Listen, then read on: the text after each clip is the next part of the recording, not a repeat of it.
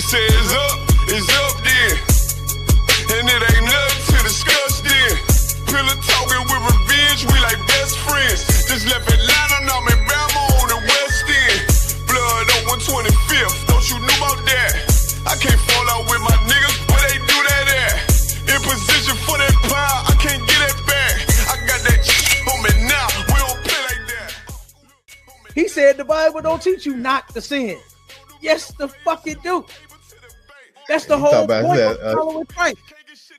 When he took us to First John, 1 second, Warrior. When he took us to First John, I read verse 7 where it said Christ cleanses you from all sins. Come on, man. This is insane.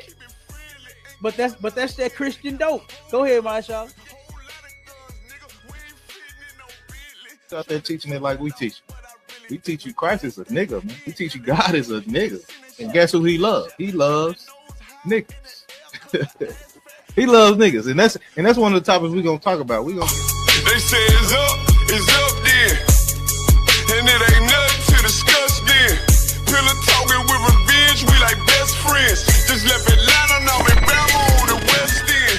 Blood on 125th.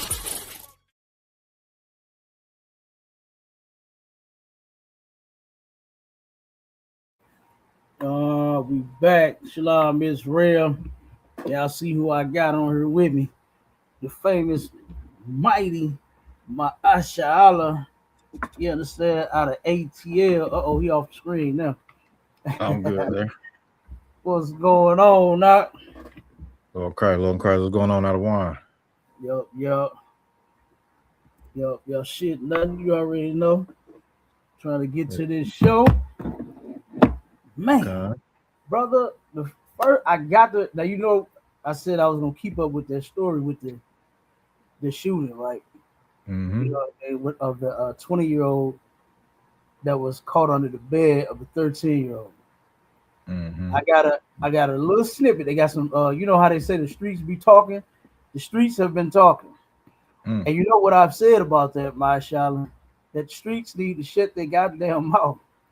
You got a friend. I think I'm not sure. I gotta go back and find out if she is a friend of the shooter or a friend of the young man's family. You understand? I gotta figure out that's the part I didn't find out yet. But and the friend and the sister both then took to the internet running their goddamn mouth. You know, and I want to know, is some of this stuff true though? You know what I mean? I want to know, is some of this stuff true? I'm gonna play it real quick. Sound like a tangled web. I said that sounds like a tangled web right there. Yeah. Oh man, it's crazy. That's wild. I'm putting the greeting in the chat right there. I got the link in the chat if anybody want to come up. No. Yep. I got Officer Call in the building. He just joined us. Hey, Shalom, Mark. Hey, what's going on, brother?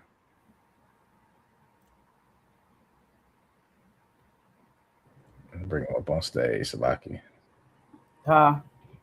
All right, Shalom, Lord of Christ, out of one you.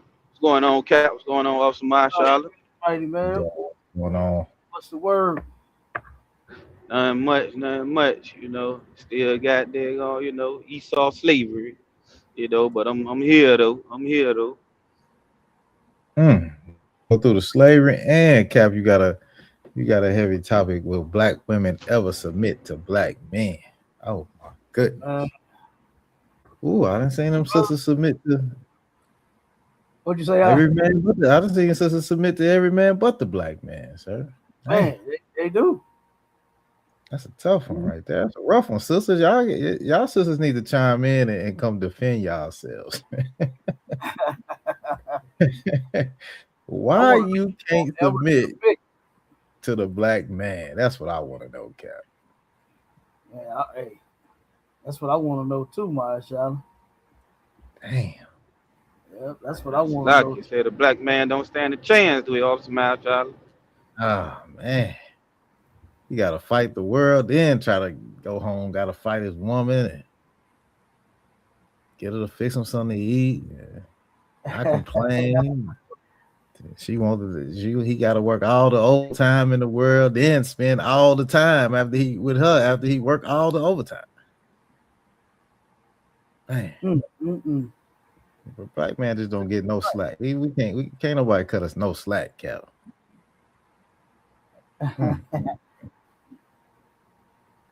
And we ain't bringing home the money and doing all they want us to be bad fathers. You know what I'm saying? It just never ended. Just never ended. So. But yeah, I know we got some submissive sisters out there, Cap. They out there somewhere, Cap. They out there somewhere. Oh, they out there. You can see. How that old song go? Somewhere over the rainbow. They somewhere over the rainbow, man. They ain't nowhere close. You know? They somewhere far, far away. No, I'm just kidding. They in the ISUPK, okay? Yeah, they're right. They're right. You're in right. The ISUPK. Right. There's some down sisters in here. Yeah, I got what we got right. Jeremiah talk about them all the time. We got sister Yapasha Yar in the building. No, she's submissive. You know what I'm saying? You hear me? We got. Hey, that's Mrs. Cap Grease herself. You know what I'm saying? Go cuz, sir. Go cuz. Yeah, right. That's Mrs. Cap Grease right there. We got my big sis Mathak in the building. I know she's submissive, Cap. I know that's a winner right there. Oh man, what else is we got in here? Let me see. We got Sister Maria Stevens. I don't know a lot about the sister, but I know she pretty sure that sister submissive as well, sir. We ain't talking about y'all. We talking about everybody else. Right. We ain't talking about you talking about the sisters in the world. We talking about we talking about the sisters in the world. So we wanna I really wanna know. I really want to know, are they ever going to submit to the black man? Okay. But first, before we get into the topic, maybe. What'd you say, Masha? No, I was gonna talk some noise, Cap. I wasn't gonna really say nothing. Okay. Before we get into the topic, I gotta play this right here. All right, hold on one second. Boy, I picked one hell of a day to get on that bike. It's hot as hell out there. Yeah, Cap. Y'all ain't getting no rain down there? Not today. Not really. It's supposed. They say it's supposed to rain later today, but not so far yet. It's been raining like crazy. Yeah, hey, and look, yeah, we had a little bit Saturday. We had a little Saturday. Let me see. A little Friday, like a little Thursday. It's been raining a little bit. Mm-hmm. Yeah. Hey, brother, it was almost like wintertime. Friday. Oh, what? Yeah, man, it was in the 60s. I said, damn. That was crazy. And then, brother, the very next day, niggas shot right back up. Damn.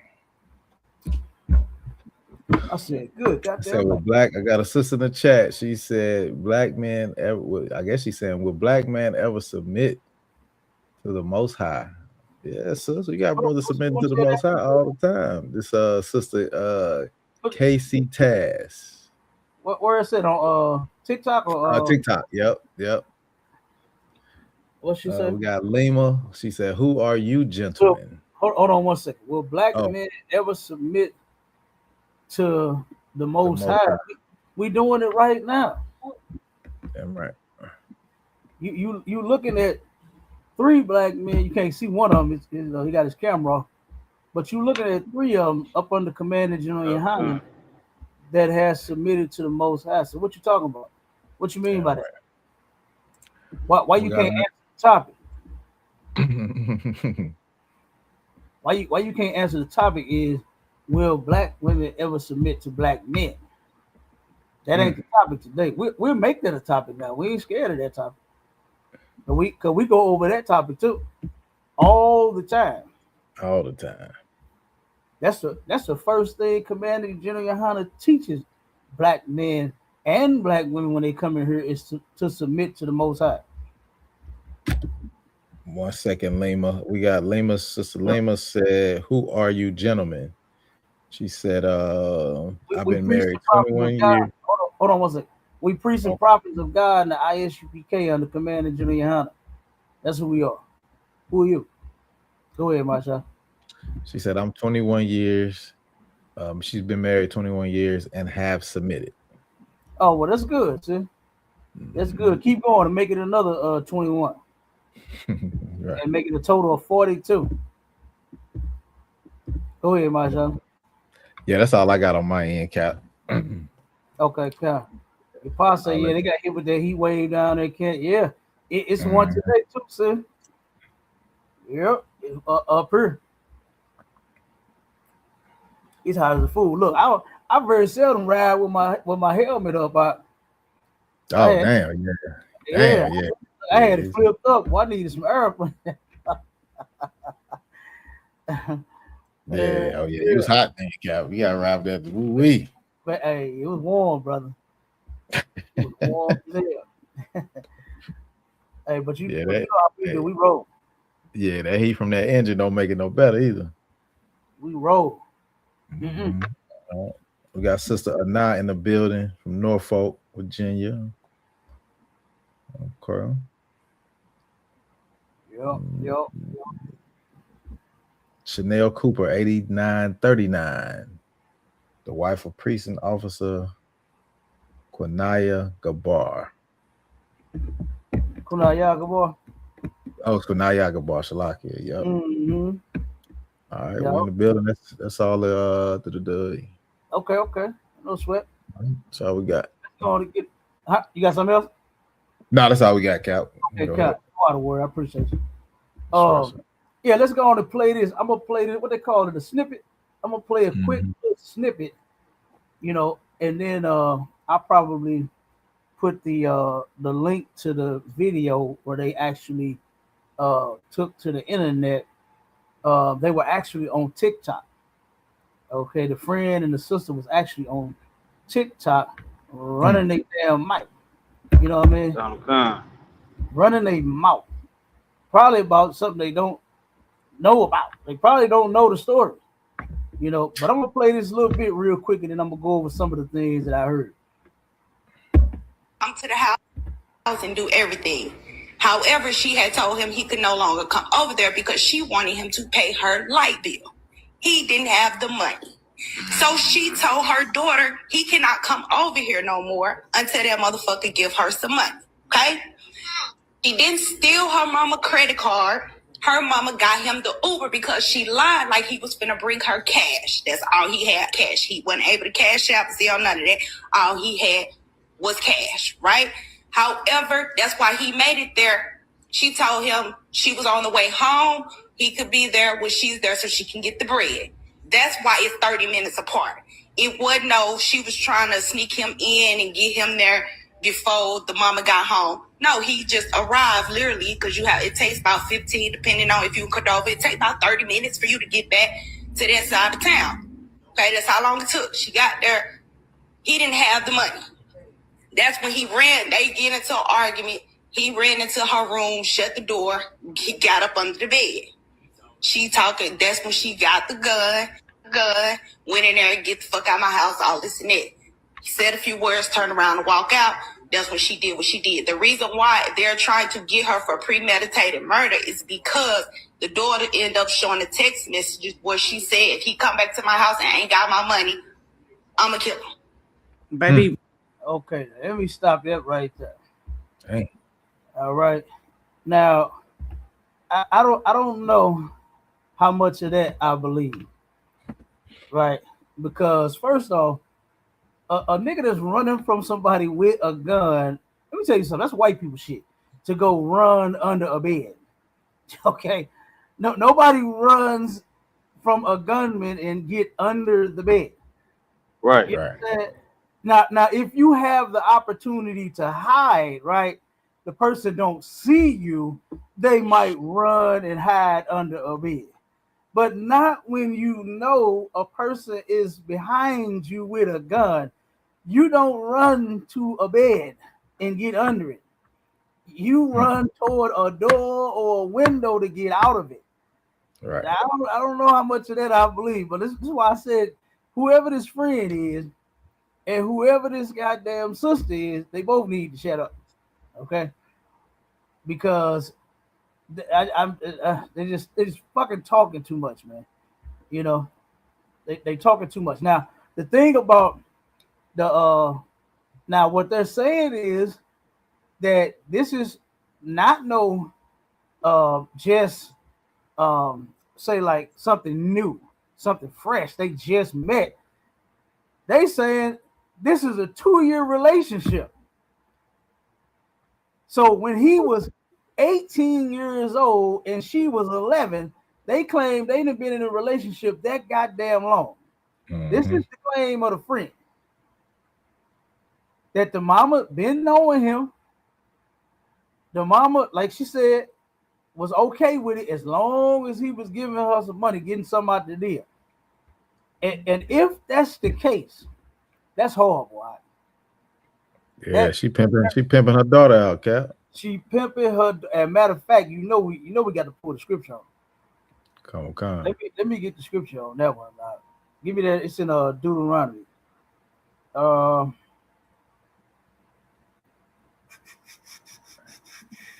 Hey, shalom, Cap. Shalom. Officer Marshall, all of y'all about Hey, shalom.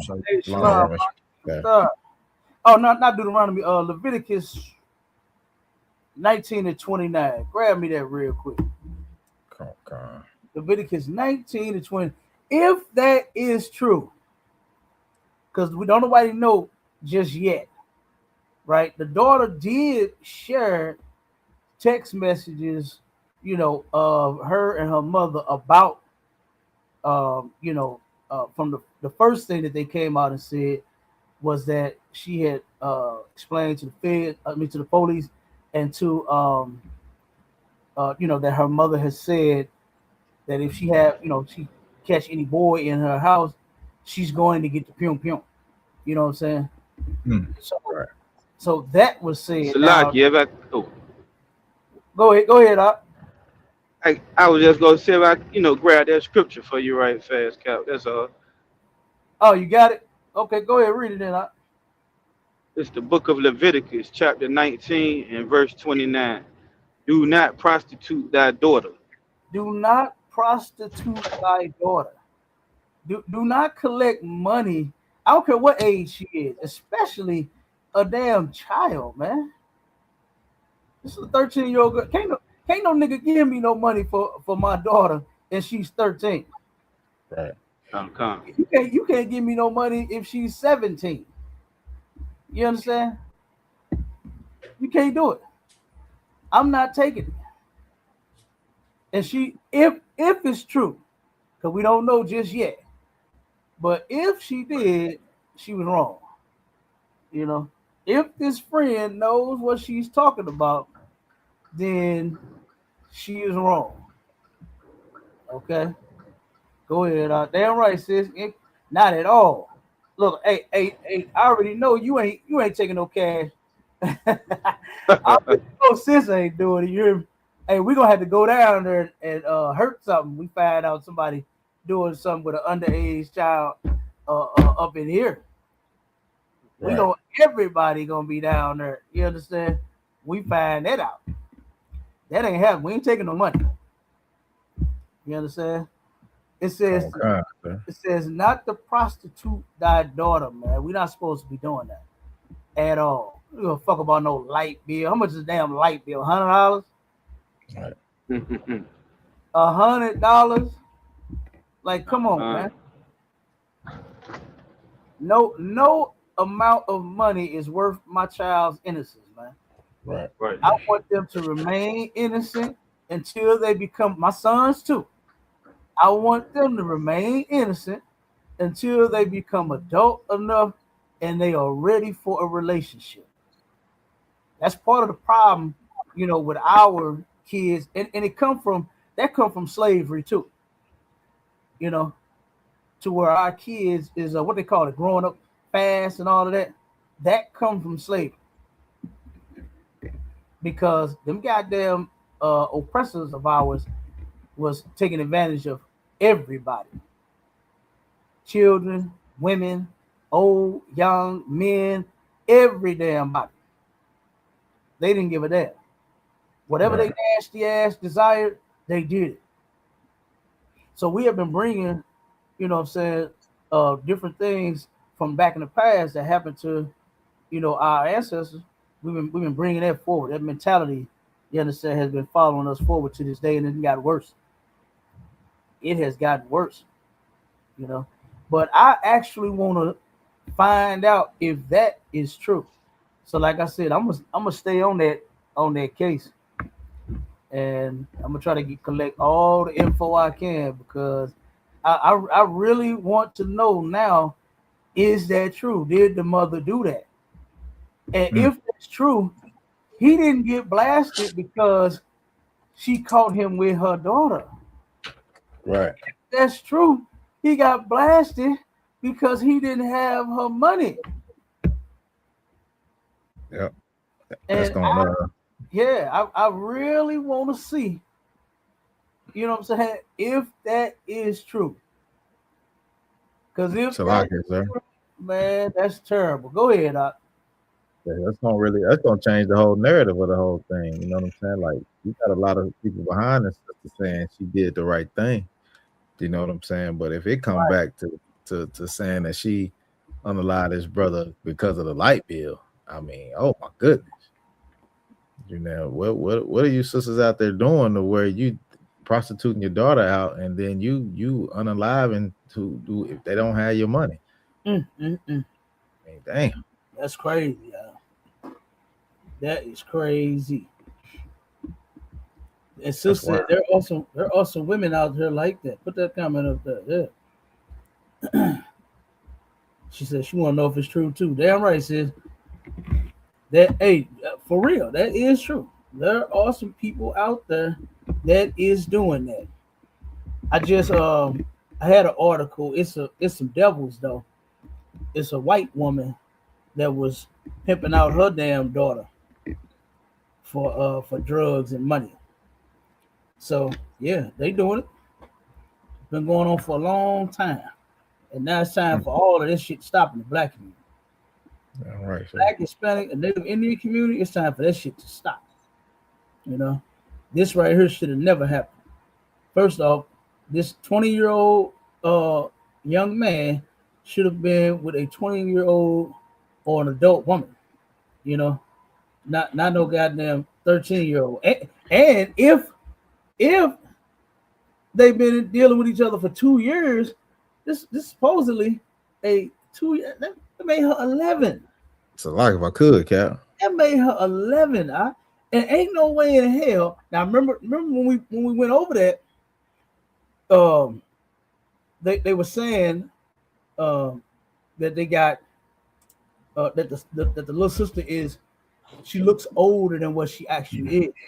That's bullshit. 13, she looked like she 13 on the picture that they got on the internet of her. So I know as the age of 11, I know she looked like a damn 11-year-old. You understand? So I just, man, this is insane. But he was still, if that's true, he was still an adult. That would make him 18 years old dealing with an 11-year-old. You know? That's lucky, sir. What I was gonna say is, you know what I'm saying, if her father was in the home, I don't think we'd have been close to even hearing about this situation because that father would have never let that boy in that damn house be in that age. No. And that light bill would have been paid. No. That sister, she seemed like boy, she rough with brothers. You know what I'm saying? She seemed like she can't keep a man around. She seemed like she ain't never submitted to a black man. That's why a black man ain't in the house and she doing whatever the hell she want to do. Hey, You know what I'm saying? yeah. But if a black man was in that house, you know what I'm saying, he would make sure who comes in and out of that house, and that light bill would have been paid, sir. That wouldn't have been. Yeah, that would that's have been horrible. the issue. You know what I'm saying? That is horrible. You know. Yeah, and then Sister Yapa said black men were participants of that. You right, sis. A lot of them. I know. Well, I don't like know. You know what I'm saying, the child, but I knew of her mother. You know what I'm saying, grew up in the same hood, and this lady used to sell her young daughters for crack. It was going around. You know what I'm saying, that she did that. And she actually did. She was selling her children for crack. Grown men would come to her, giving her money just to sleep with children, her children, her underage children. So yeah, you're right, sis. They are, and that's a goddamn shame. Black men should have had more sense than that, than to turn around and take advantage of a damn innocent child, all because the mother is strung out. So you correct. Yep. Let's see what the brother Yagadar. say. What he say? He said, I think it might be some validity to it because I don't understand why she would let him walk out, then shoot him. And he was 21, Cap. Oh, he's 21. Okay. Yeah. Hey, you might be right, You might be right because that didn't make sense to me either. I'm not gonna find a man hiding under my kid's bed. You understand? And then I say, man, what the hell? You get your shit and get out of here. Oh no, you ain't going no goddamn where. Right. You ain't going nowhere. I promise you that. You understand? You ain't going no goddamn where. So you might be right, It might be so it got to be something else. It got to be. I'm starting to lean towards that too. So now, like I said, I'm pretty sure the sister and the friend gonna keep talking. I'm sure they're gonna keep talking. So we're gonna find out what it is. Because I'm sure they ain't gonna stop my Charlie. You're Yeah, like you, sir. Make it be known. You know how the sisters be. Go ahead. Con, yeah, like I was thinking too when we were talking about it, last show, and I was like, I said, well, the father, definitely couldn't been in the household, like Officer Mahershala was saying. They never even mentioned anything about the father, and then just by her being that age, and messing with this young adult, it's just something that seemed a little, off about the whole story, Yeah. within itself, So it got to be some other foul play. I'm sure when they begin to dig, we may find something very astounding, that was going on in this situation. Right. Hey, I'm telling you, I think it's something else to it too. So it's gonna unfold. That daughter is going to, well, she ain't gonna have a choice because phones are going to be retrieved by the police.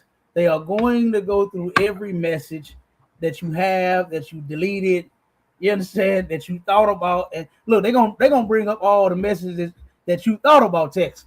You understand? And they are going to use those against that system. And it's going to reveal, what actually happened. Because like the friend is saying that they was texting back and forth about the money. You see what I'm saying? So, go ahead. No, I was gonna add on to what you were saying. Like people be thinking they be deleting their messages, like those data centers that you see going up like crazy, right? I was talking to a construction guy about it, and he was like, "That hold all the data." It's like that's why they build them, because they got so much data they have to hold. That's why them data centers is coming up. So when you try to delete this and delete that, it's going to a data center, and them data centers are like bigger than colleges. You know what I'm saying? If you see see how big they are, and they're just memory banks, because it's holding all the information that we put in our phones, that we typing in. It's holding all that, so you can't delete nothing. That's a That's lot. a fact, my Charlotte. Listen, I got a contract at one of them. You understand? I got a contract at H5 data center, and guess what?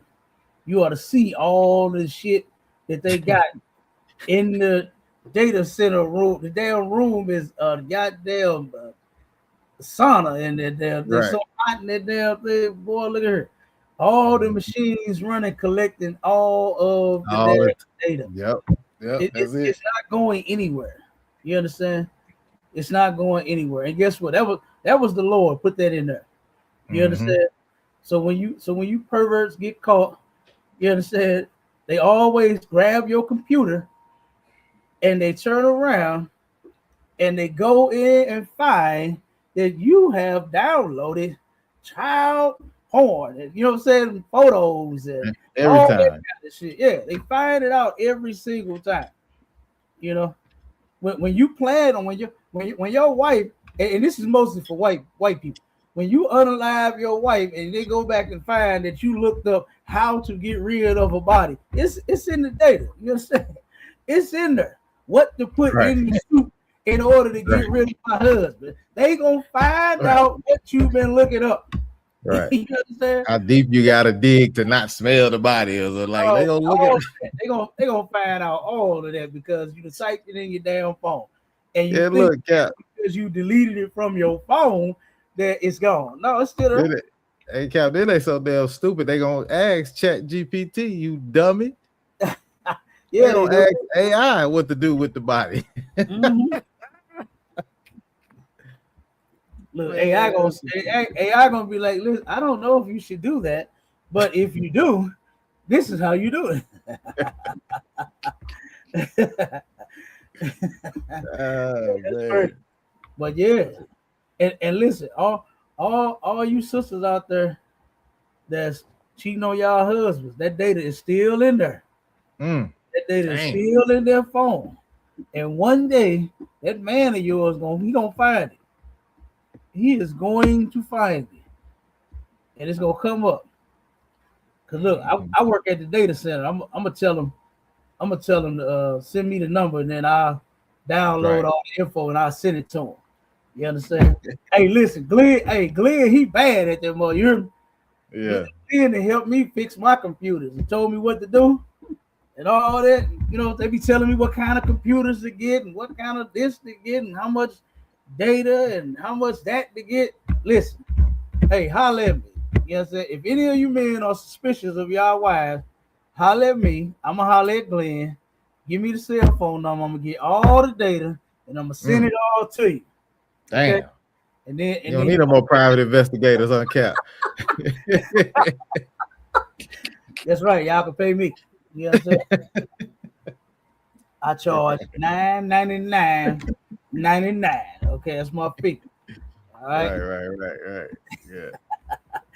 No, but yeah, man, I'm telling you, I really want to know.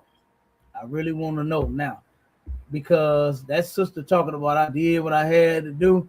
If this is true, baby, no. no, and no. You were wrong, and she's going to get every single year unless you take a plea. Right. She more than likely she probably gonna take a plea anyway. Now, here's one thing that I'm thinking. This is just me and my thoughts. I'm thinking, if this stuff is true, and if she was, say, knew about this relationship for 2 years, was okay with it, and was taking money for it, they might not even let her take no plea. They might not even offer no plea. I don't know. We don't want no plea. We want the max. We want the max for this, because if that's true, then you senselessly took a life over an electric bill. Over an electric bill, Aki. Yeah, that's crazy, right. Cap. Yeah, that is. That's a whole nother spin on it. Man, whole nother spin. So, like I said, in a minute, I'm gonna put the link to the other video in the chat. So give me a second. Now let's go to the next. Let's go on and get to it. Let's go to will black women ever submit to black men. Now check this out. Now this right here, this video here, this was insane. And I really hate this, and you'll see what I'm going to say in just a second. So here is the sister that's being asked the question, and there is the brother who the question is about. The question is, would you date this black man right here that's at the bottom of the screen? Can y'all see him? Okay, we can see it.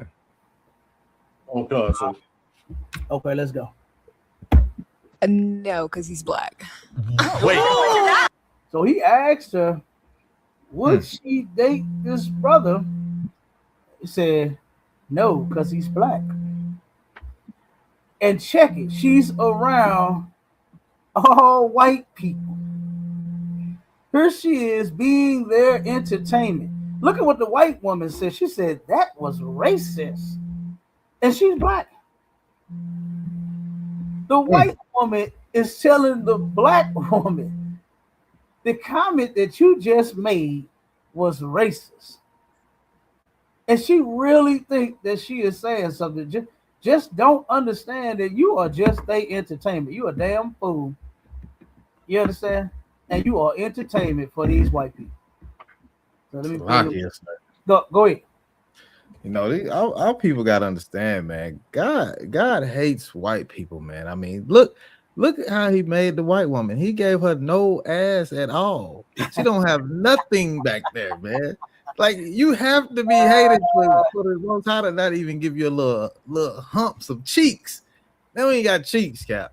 You know what I'm saying? And he hate the white man because he gave him the smallest penis in the world, Cap. I mean, that has to be hatred, Cap. I don't know what else it could be, man. You know what I'm saying? Thank the Most High he chose the children of Israel. You know what I'm saying? Salaki. Hey, you ain't lying about that, boy. The white woman, boy, I remember they used to compare them to ironing boards. You know, they used to compare them to ironing boards back in the day. And I remember one day I picked the ironing board up and I stood it up like this here. I said, God damn, they wasn't lying, boy, when they said they got them ironing board booty. It looked just like a white. This ironing board looked like a white booty. Looked like what? It looked like one. Man, they wasn't like, boy. I ain't gonna lie to you. I ain't gonna try. I'm trying not to, get too graphic because I know it be children sometimes. But white women in that pale skin, they just look dry. You understand? Right. They look dry. The black woman looks so good and moist, and you understand? Oh my God! All glazed like a honey bun, sugar. Yeah. Oh my God! The black woman is the baddest in the world. Okay, damn right, sir.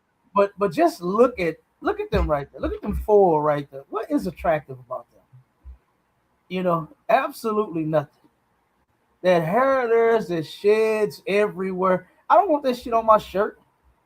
You understand? Look, I done seen some of them to where I thought it was the pets' hair that they be had. That was their hair all over their goddamn shirt. I was like, God damn, that's terrible. And I'm thinking this they animal shit. And this was their hair. Terrible. But she said that was racist. Now check this out. Listen to it. It gets worse. Racist. Wait. He's lighter. And you see how everybody is entertained. The whole room is entertained.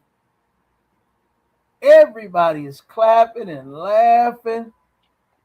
What they say? They are flabbergasted, Marshall. They are flabbergasted. Then this devil said he's lighter than you. You know what I'm saying? Like she shouldn't even have been on this show. She shouldn't even think the way that she does. But since that's how she feels, she can go on the other side. Because guess what? You might not make it back. As we can see. Oh, yeah. As we can see. And this ain't just started happening. This been going on for the longest. Right. That our people, when they deal with them, sometimes they don't make it home. They don't make it back to the hood. Right. You understand? And as we can see, from the brother Nolan Wells to where you think you got friends of these folks. People ain't your damn friends, man. They get mad at you. The first thing you are going to be is a nigger. That's what you're going to be. That's what you're going to be soon as they get mad at you. But she is simple. She a damn fool. That's all, man. Everybody in this room is entertained by this. Than you. You don't date black guys? No. Why is that? Have you ever dated a black guy? I've talked to a black guy. Like, did you smash? Yeah. I wouldn't date one. It's not your preference. You don't find them attractive, or? I guess it's both of those. Like, I used to like them, and then I kind of grew out of it. So you're black. Yeah. Would you rather date a black man or a white man? A white man? Ooh, listen to that. Damn. She said she'd rather date a white man. We'll be reading about it on the news, Cap. Yeah. And we're going to show you from the next video. We're going to show you on the next one what just might happen to you. Okay? But they turn around.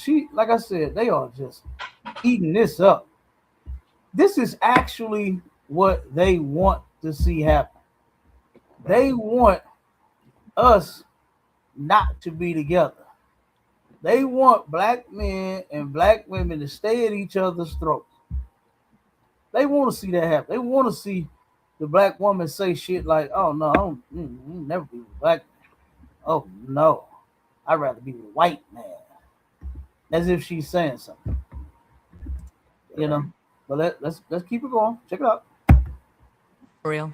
Would you rather date a black man or an Asian man? Asian man. Would you rather date a black man or a Latino man? Latino man. Would you rather date a black man or a Indian man? Yo. Would you date him? No, because he's. You see that? Even though she stopped and thought, like, you know what, but yes, she would. Versus dealing with a brother, she would rather deal with an Indian man, a white man, an Asian man, an African man. She'll deal with all of them. She don't give a damn. She don't give a damn. And this is what you're gonna end up with. Like you said, Mashallah, we're gonna end up seeing on the news. Oh, we're gonna end up seeing this one on the news. Check this one out. This one got me right here. Check this one out.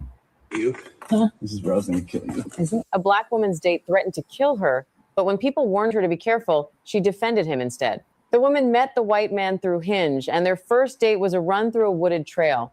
At one point, the man ran ahead and led her into a quiet area. He then turned around and told her, "This is where I was going to kill you." When she reacted, he first asked if she was recording. After learning that she was, he quickly said he was only joking. That detail made many viewers even more concerned, since they believed he only changed his words after noticing the camera. However, the woman later defended him in the comments. She said people were taking the video too seriously and needed to understand that it was only a joke. She has also posted another video showing that she went on a second date with him. Many viewers could not understand her decision. Some asked how afraid of being alone someone must be to ignore such a warning. Others said a kind and normal person would never joke about killing a woman during a first date in a remote area. After she continued to defend him, several commenters made dark jokes that they were now waiting for a new true crime documentary about the couple. What do you think? That's exactly what's going to end up happening. I don't think that's a joke. You know what I mean? And then they talk the first date. Now, don't you know that if we are not taking the black woman to Rue Chris for the first date to spend $575 for her to eat, then we ain't going on no date. Ain't that the new one? We can't take them to the Cheesecake Factory. We can't take them to White Castle, Burger King, Taco Bell. We got to take them somewhere expensive. But when you go white, you get to go on a jogging trail. Right. Wait a minute. You get to go jogging and you okay with that? But then when it comes to the black man, you like, oh no, you got to spend some money on me. Yeah, like if I could, Cap. But the white boy take you to the wilderness and you cool running that. You know what I'm saying? Like, come on, man, this is insane. Go ahead, Masha. Nah, let a brother try to be romantic and tell him you want to have a picnic in the park. She gonna say, nigga, please. You broke, nigga. I ain't going to what? That's all you want to do? Yeah, that's what But you gonna get do. with it. You gonna be a brokey. Right. Right. But you'll go running in a trail with a white man. Come Trail on. with a white boy. And That's turn crazy. around and say, this was where I was gonna kill you at. Oh my God. And said it was a joke. Said it was a joke. Come on, man. You're gonna be reading about that fool. This damn stupid. You cannot be this goddamn stupid. To where this dude look at that. I don't even want to go to nothing like that. I don't even want to, you know what I mean? Like, Cap, I ain't going in the woods, Cap. I don't even give that. Ain't nothing out there, Cap. No. Not at all. Go run around the basketball court. Go run around the track. Man, I ain't going. Going out. Go to Planet Fitness. Hit the treadmill. You got one in your basement. Hit the treadmill. Something. You know what I mean? Come on now. But to go there, right? And then to say, "Oh, this is where I was gonna kill you at." Right now, look how he left. You see that? He ran so far ahead of her. He might have been trying to hurt her. He might have been. Ain't no. I don't believe that shit about no joke. I don't think that was no joke at all. So when she catch up to him, he said, "This is where I was gonna kill you at." Hey, Salaka Cap. Damn night. Go ahead. And I bet you that he didn't even lose his job behind that. Oh, you already know.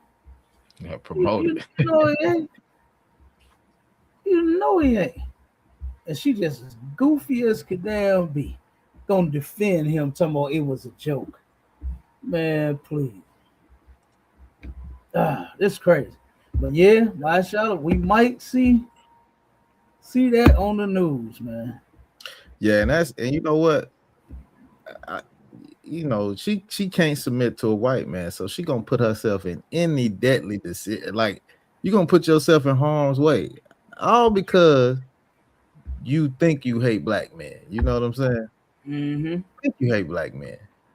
You don't even know. You just think the white side is better because he got better credit and he grew up a different way. He didn't grow up in the hood, so you think it's better. You know what I'm saying? But you're putting yourself in harm's way when you're dealing with white folks, period. You know what I'm saying? So, Lord be with that sister Cap. Lord be with her. Dang. Hey, look. Go ahead. Khan, yeah, you're right. This hate, a lot of sisters, man, gotta know they're gonna start getting judged, but shout out to the stark contrast, man, between the sisters that are in the UPK, like you were saying, earlier, Cap. You know what I mean? These sisters, man, accepting, their husbands with having, multiple ribs. A lot of them sisters out there in the world, man, they hear about their husband, getting another woman and things of that nature. They leaving them, and a lot of sisters, man, hate they baby father. Then they become a baby mama, hating the baby fathers. They taking it out on the kids. You know what I'm saying? And all different types of things, putting brothers on child support. Like, a lot of you sisters gotta know, man, y'all gonna start getting judged, for a lot of the things that you're doing. That's why you're hearing some of the stories of sisters coming up missing and things of that nature. You could even look at Serena Williams, how she done lost her identity. You got that sister Eve. Forgot about her. Eve married that rich white guy. You know what I mean? Like, I mean, it's just horrible the things that's going on and how Esau done manipulated our sisters, man, through that feminine movement, man. It caused them to, hate us. Like you said, if you ain't got no money, you ain't hitting on nothing. Brothers out here sad because they ain't got no money, doing all type of things, trying to make a dollar, scamming, hustling, whatever, trying to live up to that image, man, to get some of these sisters, man. But you brothers need to know, man, if you got to have a bag to get a sister, you need to leave that sister right where she at. You know what I mean? Because she ain't nothing but a whore anyway, a dressed up garbage can. I paid. Yeah. Hey, that's a fact. Damn right. Hold on, Cap. Oh, what's that? I said, hold on, sir. Hold on. What we got? If I could, real quick, I want to put this picture on the screen right here, Cap. This is what happens to our sisters, man, when they cross that line, man. When you go on the other side and start dealing with these white folks, look at Serena before, man. Oh my goodness, Cap. She had the baddest body in the world, sir. Yeah, she did. She had the baddest body in the world. Now look at her, man. That is not God what you damn. strive for. Mm-hmm.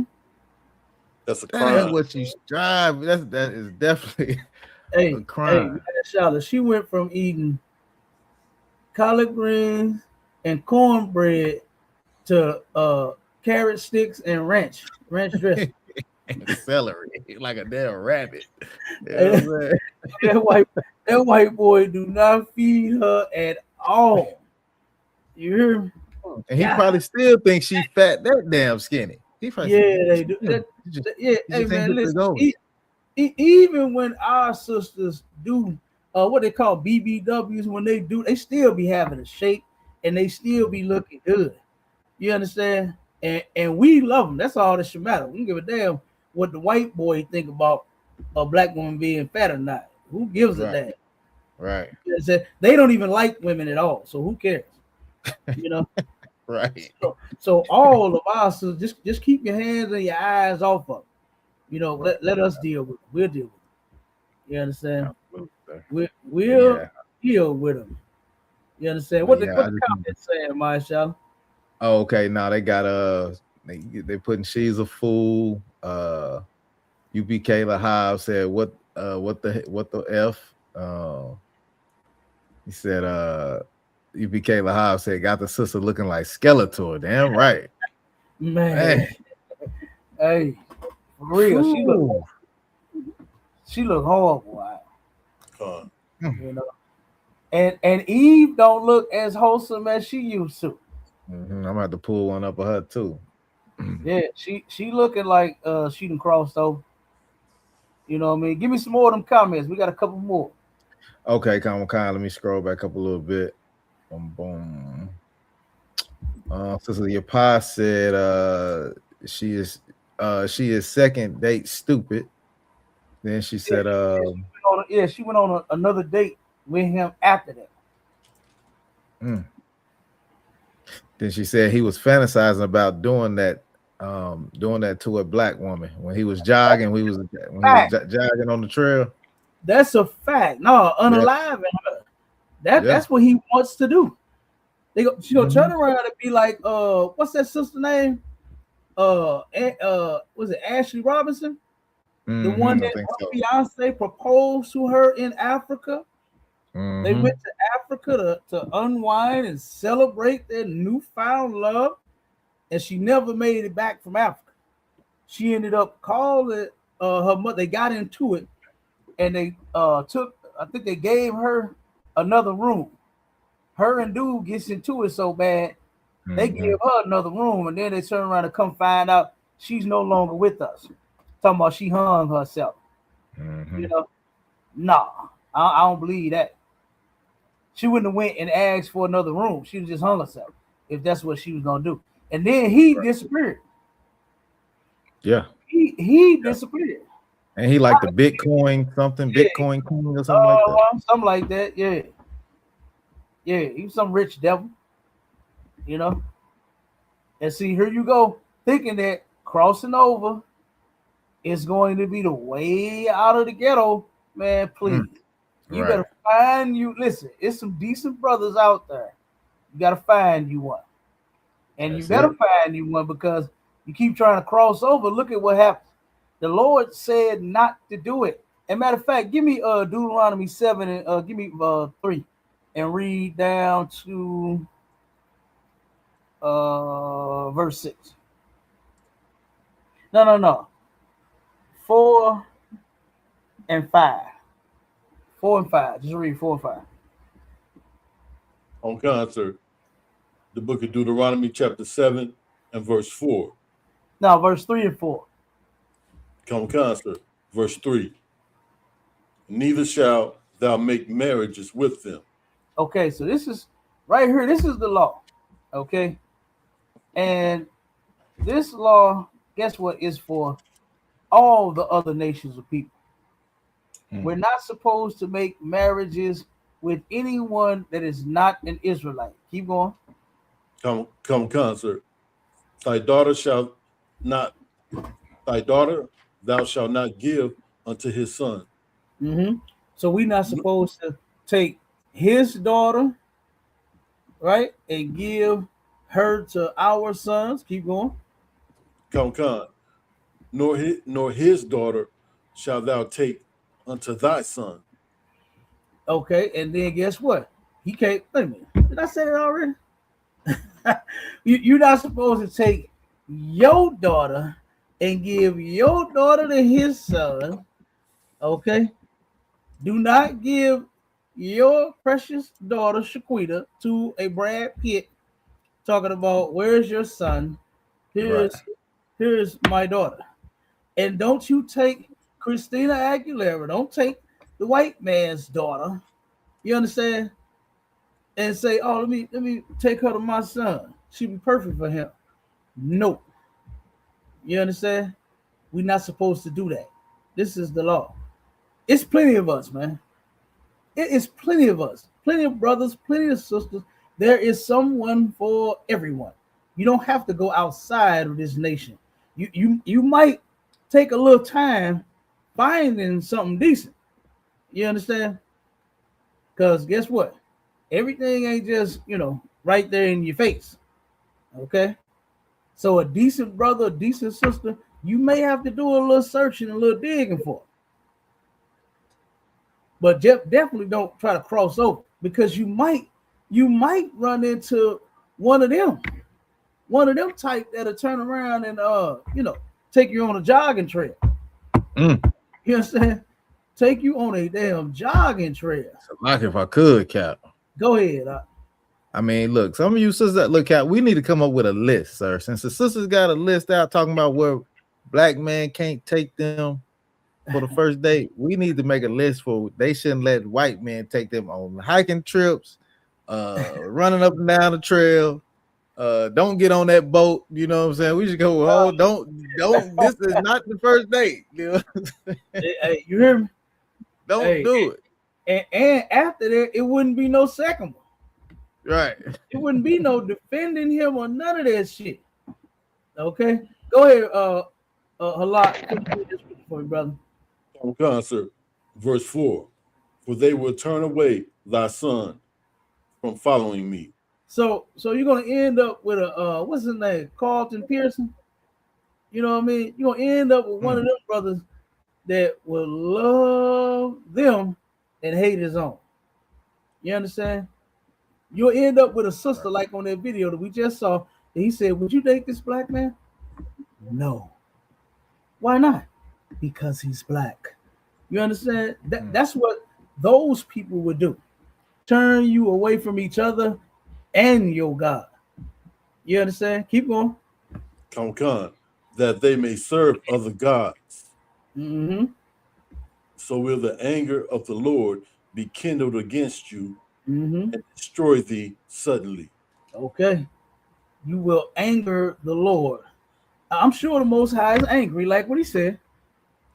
Just even seeing this video of this sister and this devil out on a jogging date, okay, on a jogging date, and then him say that. Him say, oh, this is where I was going to kill you at. Like, that's horrible. Listen, man, I have always wondered, Akim, how do the white man run game? Because he seems like totally lame. You understand? He's whack. All I used to hear them say back in the day was, dude, gnarly, fucking righteous. And I'm like, what? What is he talking about? Yes, what the hell is gnarly? I was like, God damn. But I always wondered, like, how do they, run game? Biggie Smalls said it the best. He said he asked, he said, walk up on that dime, what's your name? What's your sign? You understand? He hollering at it. He macking on it. That's what brothers do. Brothers run game on sisters. Okay. And I just want, that's what you say to him. Is, oh, this is where I was gonna kill you. And she's supposed to say, oh, you're so romantic. She actually defended this fool. She fell in love when he said that. Oh, you really care. Right. You're the one. Like, God damn. Hey, Salakia, Cap. Go ahead. Yeah, another thing I see, what I'm saying, from all of this, what you bringing up, look how comfortable she is, with that devil, and that's what it is. We have become so comfortable. It ain't even the game, like the scriptures say. Cain was a liar and a murderer from the beginning. And that is his game, Cap. The fact that he's able to deceive, our people to the point that had his sister so comfortable with her arm around this devil, man. You know what I'm saying? Our people we don't forget that, you know, never trust thine enemy. We don't look at the white man as an enemy. You know what I'm saying? We trust the white man more than we trust our own selves. Yeah, We hate ourselves and look at ourselves as being more the enemy than we do this damn devil. that's a fact. And that what his scripture say, his words are smoother than oil. Yeah, right. And That's a that's what fact. it is, man. Wow, that passed. Hey, to that, I had a sister that invited me onto a podcast that she got, and needless to say, I never made it to the podcast because we couldn't get past the phone call. And the sister was asking me about different things that we was gonna talk about, right? And the white man being Come. the devil was one of them, you know. And she asked me, she said, "You believe the white man is the devil?" I said, "Oh, absolutely. Who else could it be?" Right? That's right. And so then when we started talking, I'm breaking it down how he's the devil, and she said, "But you know what though? When I got my car stolen, you know who it was? It wasn't a white man, it was a black man. One time they broke in there and stole my radio out of my car. You know who it was? It wasn't the white man, it was the black man." She broke down all kind of instances where black people, I'm like, sis, you ain't never had a problem with it. Like, come on now. We've all had different things and different issues and different problems with each other. But you asking me who the devil is. And he is definitely the devil. But like you said, we hate each other. We can't stand one another. We don't trust each other, but we'll go hug up and lay up with this goddamn devil as if we can trust them. Ashley Richardson thought she could trust her newly engaged, you understand, fiance. She could trust him. She thought she could trust him till she went to Africa with him. And now she's gone. Nolan Wells thought that he could trust his white friends. But they got a video going around. I wonder is the video, if it's true or not. They got a video going around of one of the white boys slamming him on his head. Damn, that's how you do your friends? Listen, you looking at 3 of my friends right here on the stage. And look, we're going to be around a whole bunch of them come next week. You understand? Right. Come to Midwest Cookout, goddammit. I'm going to be around a whole bunch of my goddamn friends. And slamming them on their head is the last thing I'm thinking about doing. I'm thinking about dapping them niggas up. You understand? And putting in his work. Not slamming my friend on his damn head and unaliving him. So I got to find out if that video is true. And more than likely, it probably is. It probably is. So, yeah. And look at Eve, man. She'll look at her in the face. She don't even look the same no more. She looked as if she's with a blood-sucking vampire. That's how all of them look. Mm-hmm. Listen, I got some contracts down in South County, right? And whenever I go to it now, in this particular part in Arnold, it was very I was damn near like the only nigga around there. You understand? For a long time. Okay. But it's more and more black people starting to move down in that area. And every time I would see one, right, wherever I would be, I would make it my business to try to speak to them, whether it be a black woman or a black man. And every single time, I didn't see a black family. I saw the black woman with the white man, or I would see the black man with the white woman. And you know what I would do when I would speak? When I would speak to them, the brother, it never failed. Every single brother, and they always different. Every time I would speak to them, I'd say, "Hey, Shalom, bro, what's up?" Brother would do like this, put his head down, and keep on walking. In Right. shame. No, this is I'm not lying. I'm not lying. Come Put the on. head down and walk off in shame and would not say hi. He would not say what's up. He would not give me a black fist. You understand? He wouldn't do nothing. And then when it came to the black woman, boy, she looked at me like I was dirt. She looked at me like she wanted to say, "What is this nigger doing around here?" That's how she looked at me. And I'm not lying. And they all the black men was different too. It wasn't the same one. They was different. They was with white men, and they were all looking at me as if I was fucking dirt. Like, who the hell is this nigga? Who let a nigga around here? What is he doing around here? That's how they. That's crazy. That is crazy. Who we got on the screen there? That's that's Ricky Williams. I don't know if you know a little bit about Ricky Williams, but he played probably one of the greatest running backs to come out of the University of Texas. And he played he was a first round draft pick to the Miami Dolphins. And you know, he only stayed in the league a couple years, but he what he did was he instead of he got married to this devil right here, and he took her last name, so he don't even go by Ricky Williams anymore. He go by. Wait a minute. Yeah. Hold up, my Charlotte. Whoa, wait, what? He took her last, so she is now Mrs. whatever her name is. Yeah, Khan, sir. He is the Mrs. God damn. Go ahead. Yeah. So his last is Ricky Barnes. Now he took her last name. So yeah. Damn. Yep, that's how bad it is for the brother. Hell no. Jungle fever, boy, that's a deadly disease, Cap. I say that all the time. Jungle fever is a deadly disease. Yeah, it is. God damn. Damn, that's horrible. Hold on 1 second. Now let me play this clip real quick of this sister. Hold on 1 second. Come on, sir. And then we're gonna get to the last one. I got the drop that for me. That was the one.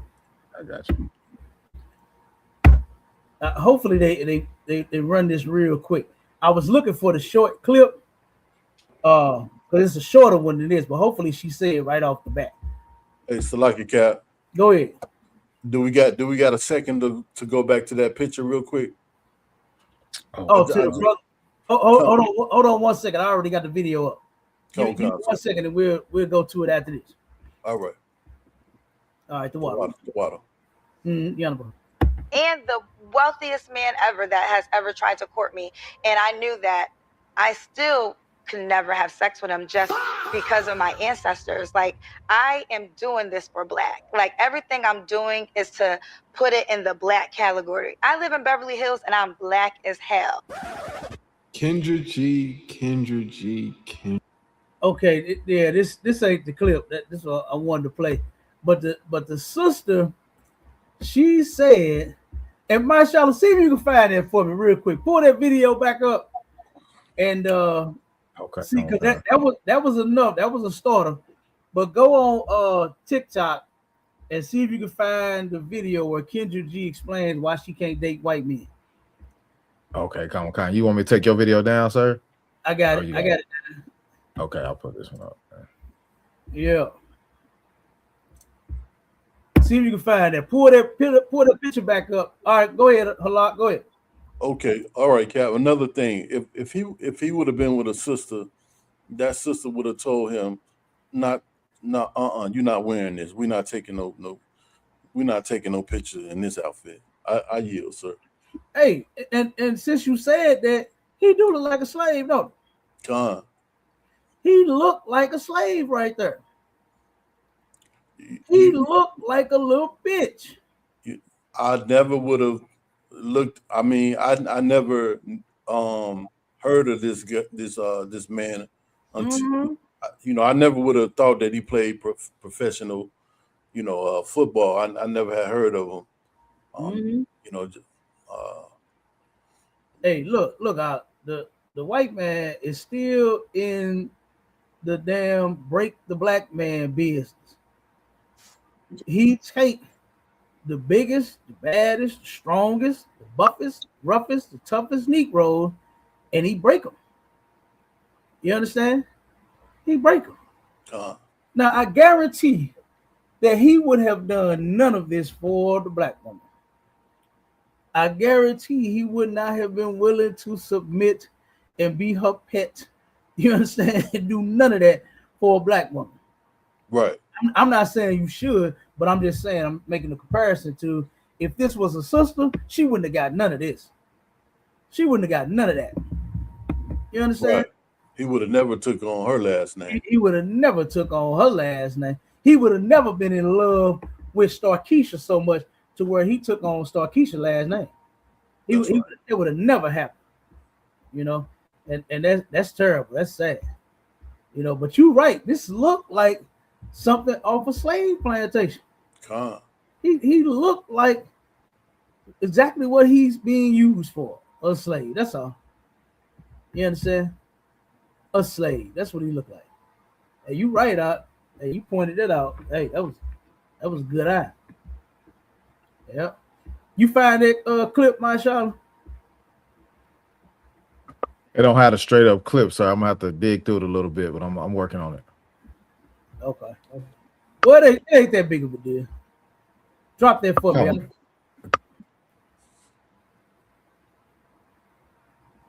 All right. We're going to the next one. If you find it, like I said, we'll look, because I got the clips, but I got to look for it. But let me go on to the last one. Let's get this last one. Now, this video here is with Queen Nubia. Okay? Nubian Queen. All right. This sister right here, this is a comedian, right? And they interviewing this sister. And it was actually a good interview. It was a good show. Okay. Right up into the end, bro. Right up into this point right here where we gonna play it at. It was about an hour and something long, and it was good right up into this point. Sure. Let's move on. We don't need to spend too much time talking about what we don't like. I want to talk about what I do like. Okay. Now we are going to hear what she do like. And I want to know is if she is about to express that she likes submitting to a black man. I wonder, is that going to be the expression here? Okay, so what you do like? This is what I'm saying. Are you willing to listen to what a man say he wants and comply to those things without any you got to rebuttal? Exactly, rebuttal. Hell no. Now hold it. Now let me take it back just a second, and I want y'all to see her catch the demons. I want y'all to try to look at her eyes if you can. Okay, look at this sister's eyes as she caught demons just from this question. Your mouth, like goddamn, what do you want to? Okay, hold on, wait a minute. Let me go back a little bit. I think I got that for you, Cat. When you if you want to roll it. Yeah, I think so, sir. Okay, hold on.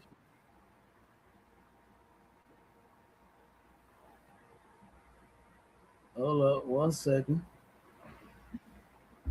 Oh, damn. Okay, there. I think I got it there. And sat on the edge of the bed because I was uncomfortable at this point. Hell yeah. And I asked her, I said, tapping my feet. Nip it in the bud. Hey, look. Penis right here.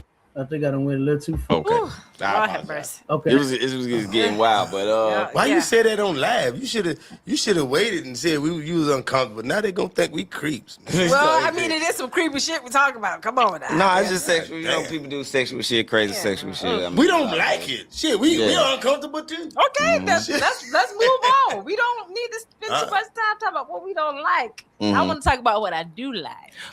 Okay, so what you do like? This is what I'm saying. Are you willing to listen to what a man say he wants? Look at him eyes. Before he even got the shit out of his mouth. Did you see her? Did you see the body language? Did you see the facial expression change? The sister called demons. Just saying, listen to a man. And the sister called demons. Check it out. And comply to those things without any you gotta rebuttal. Exactly, rebuttal. Hell no. That's bullshit. Instantly. Hell no. She's not willing to listen to a man. Like, this is horrible. I really want to know, how do you plan on keeping one? How do you plan on keeping a man if you won't listen to one? Let's keep going, though. She said, hell no. Shit. Hell no. Why? Because I know. I'm saying if he take care of you, he take care of your necessary I'm an needs. empowered woman. And it doesn't really matter what you do for me because I'm able to do it for myself. No. So because you are an empowered woman, you ain't got to listen to. You can do it for yourself. When he ain't asked her nothing about paying no bills, no car note. You know what I'm saying? Getting no place. 50-50. Ain't no 50-50. He ain't asked none of that. He just said, listen. So you so fucking empowered, you can't even listen to a man because you could do everything for yourself. Do you know one thing that I realized that is totally true? Is black women hear what they want to hear and they hear what they don't want to hear. That's how they operate. They hear what they don't want to hear, and they're gonna respond to the shit that they didn't even hear. You understand? They're gonna respond to the shit that they didn't even hear. Okay? If you are not saying something that the black woman wants to hear, this is most cases, some of them, not all of them, because we got some sisters out there that's absolutely listening to their man, and they are thriving, they are handling business. They doing things together. You understand? They raising their families. They got houses and cars and businesses, and they're established. You got a lot of them doing that. But you have some that ain't doing shit. That's like this one right here. You understand? That's like this one right here. And if kissing your ass is required, Oh, there it is. Kissing your ass. The brother said, can you listen to a man? That's what he asked her. Now she's going into kissing his ass. Where did that even come from? Most men don't go to the woman and say, baby, I want you to kiss my ass from here on out. Right. I want you to kiss ass anytime I walk through the door. If I say something, kiss my ass. If I start going off on you, kiss my ass. If I get upset with you, kiss my entire ass. Men don't operate like that. Men don't work like that. We ain't asking for a woman to kiss our ass. We asking for, that's most brothers. I'm sure there are some idiots out there, right? I'm sure there's some idiots out there. Because I know some of them too, right? But guess what? Most men ain't doing that. Most men are asking you to come in here and work with them. That's what they're asking for. All right. Right. What did my girl China Monet say when she came to the black party? The song she sang. She said she cook, she clean, she fuck, and shut up. That's what she said. That's her lyrics to her song. You understand? She's telling you how she kept her man. And this sister right here is showing you how she can't keep one. All right.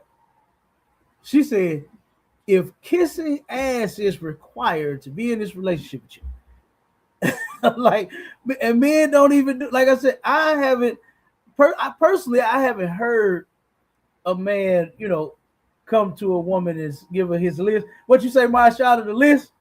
The list that the man got. Yeah. I ain't heard no nigga with no list. No list, right? At the top of the list. Hey, Caps, I like if I could, sir. We got some things you can do with them lips, but kissing my ass Right. ain't one of them. Go ahead. Now, when I hear that sister talking about, I ain't finna kiss your ass and all that, man, that's just showing that they don't want to take any kind of accountability. You know what I'm saying? That's pretty much what it boils down to. These women like this, and I'm not saying all women are like this, but they do not want to be held accountable for the things that they do. A man is only gonna come in and try to get you to he gonna protect you. You know what I'm saying? He don't want you wearing certain things. He don't want you he don't want you outside running your mouth trying to start fights with everybody else. You know what I'm saying? He only gonna do that, and that's your protection. But these women think they so big, bad, and strong, and they don't need that protection, and it always ends up bad for them, sir. Salaki. That's a fact. So here it is. You think you could do it for yourself, when, I mean, you don't want to be by yourself. So why are you putting, I could do everything for myself out there? You actually putting up a wall. Right. You're actually putting up a wall in front of you with all this shit you can do for yourself. That's fine. That's good. That's good. Don't no man want no woman that don't know how to do shit. A man want a woman. I know I do. I want a woman that can turn around. We can get some shit together. We can get some shit done. You understand? My cousin, old lady. Look, this brother here. Now I got to give it up to her. This sister got about 12 jobs. This sister bringing in and been like this the whole 20 years of me knowing her. You understand? I've been knowing her. They've been together 21, 22 years. And all that long, she been bringing in paper. You understand? She gets some money. And they doing things together. They got houses, property, cars, all kind of shit. They are doing some things together. Now, they are in the world. But they are doing some things together in their relationship. That's the type of woman that I want. I don't know if other, what somebody else wants. But that's the kind of woman I want. I don't want no worthless ass relationship. I want a woman, you're gonna come here, we're gonna do some shit together. We're gonna get some things. Not turn around and hinder and stall and stop progress. There's a lot of things that we can be doing other than this right here, kissing ass and arguing and fuck. That's all it sounds like. That would be in that household is a bunch of arguments. It sounds like we'll be arguing more than we will be getting along. So she said, kissing ass. Let me play a little more. What? That ain't got nothing to do with it. That ain't kissing ass. Because I just said I don't like. That ain't kissing ass. No. We ain't talking about no ass right now. We done got over that. Okay. He asked you a question that you try. So nobody even said anything about kissing ass. He just said, would you listen to your man? Would you listen to your man without rebuttal? I'm gonna tell you something. My grandma, I remember this as if it just happened. I remember one day, my grandpa, boy, he came and he was smoking hot about something. I don't know what it was. But in my little young child mind, all I'm seeing is my grandpa going off on my grandma. I'm like, what in the hell what's going on? Why is Papa so mad at Mama? What did she do? This is what I'm saying in my head, right? And then when they got done, I went to my grandma and I asked her, I said, Mama, why is Papa talking to you like that? She said, baby, I just let Papa talk. That's what she said. And then I later found out that he wasn't going off on her. Whatever had him frustrated on his job or out in the world before he came home, he came home and blew off that steam. And she didn't stop him. She didn't tell, oh, hold on, nigga, who you think you talking to? I ain't do nothing to you. Why the hell you talking to me like that? Why? Mama knew Pawpaw, you understand? And Mama knew at that moment, Pawpaw needed to let that shit out. And she sat there and listened to him. Mama knew she couldn't go into no whole breakdown because I think I was like 4. You understand? I was like 4 when this happened. So she couldn't go into no whole breakdown with no 4-year-old child. And she said it as best as she could, and I understood it. And then later, once I learned Pawpaw, you understand? Once I learned Pawpaw go off, you understand? Pawpaw be going off, but he was not going off on Mama. It was something that had bothered him before he got home. You understand? And he was going off about that.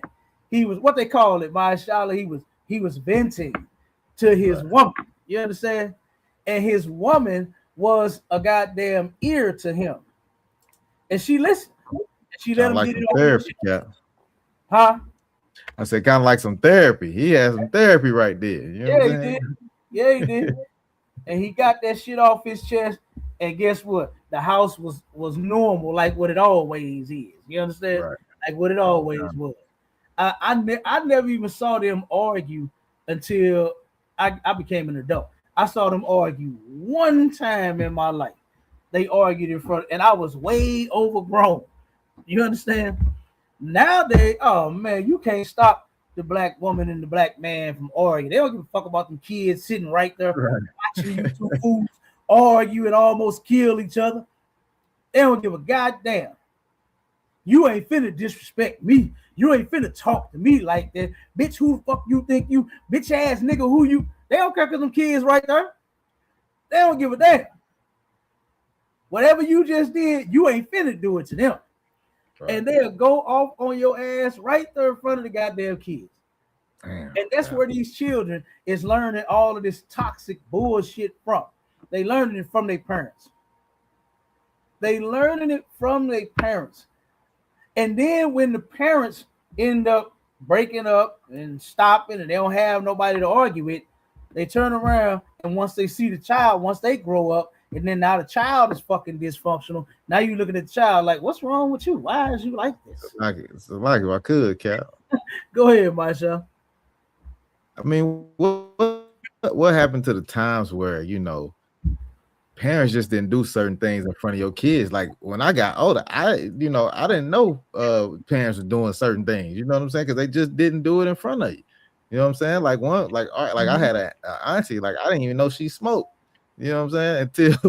Until I got older and found out she's, you know what I'm saying, she smoked. It wasn't the right thing to do, but it was just something that some parents, some grown-ups just didn't do in front of kids. And it's not like that no more. Now you see parents blowing weed smoke in the kids' face. You know what I'm saying? You see all kind of they twerking on the kids and doing all kind of nasty stuff in front of the kids, man. That wasn't a thing back then.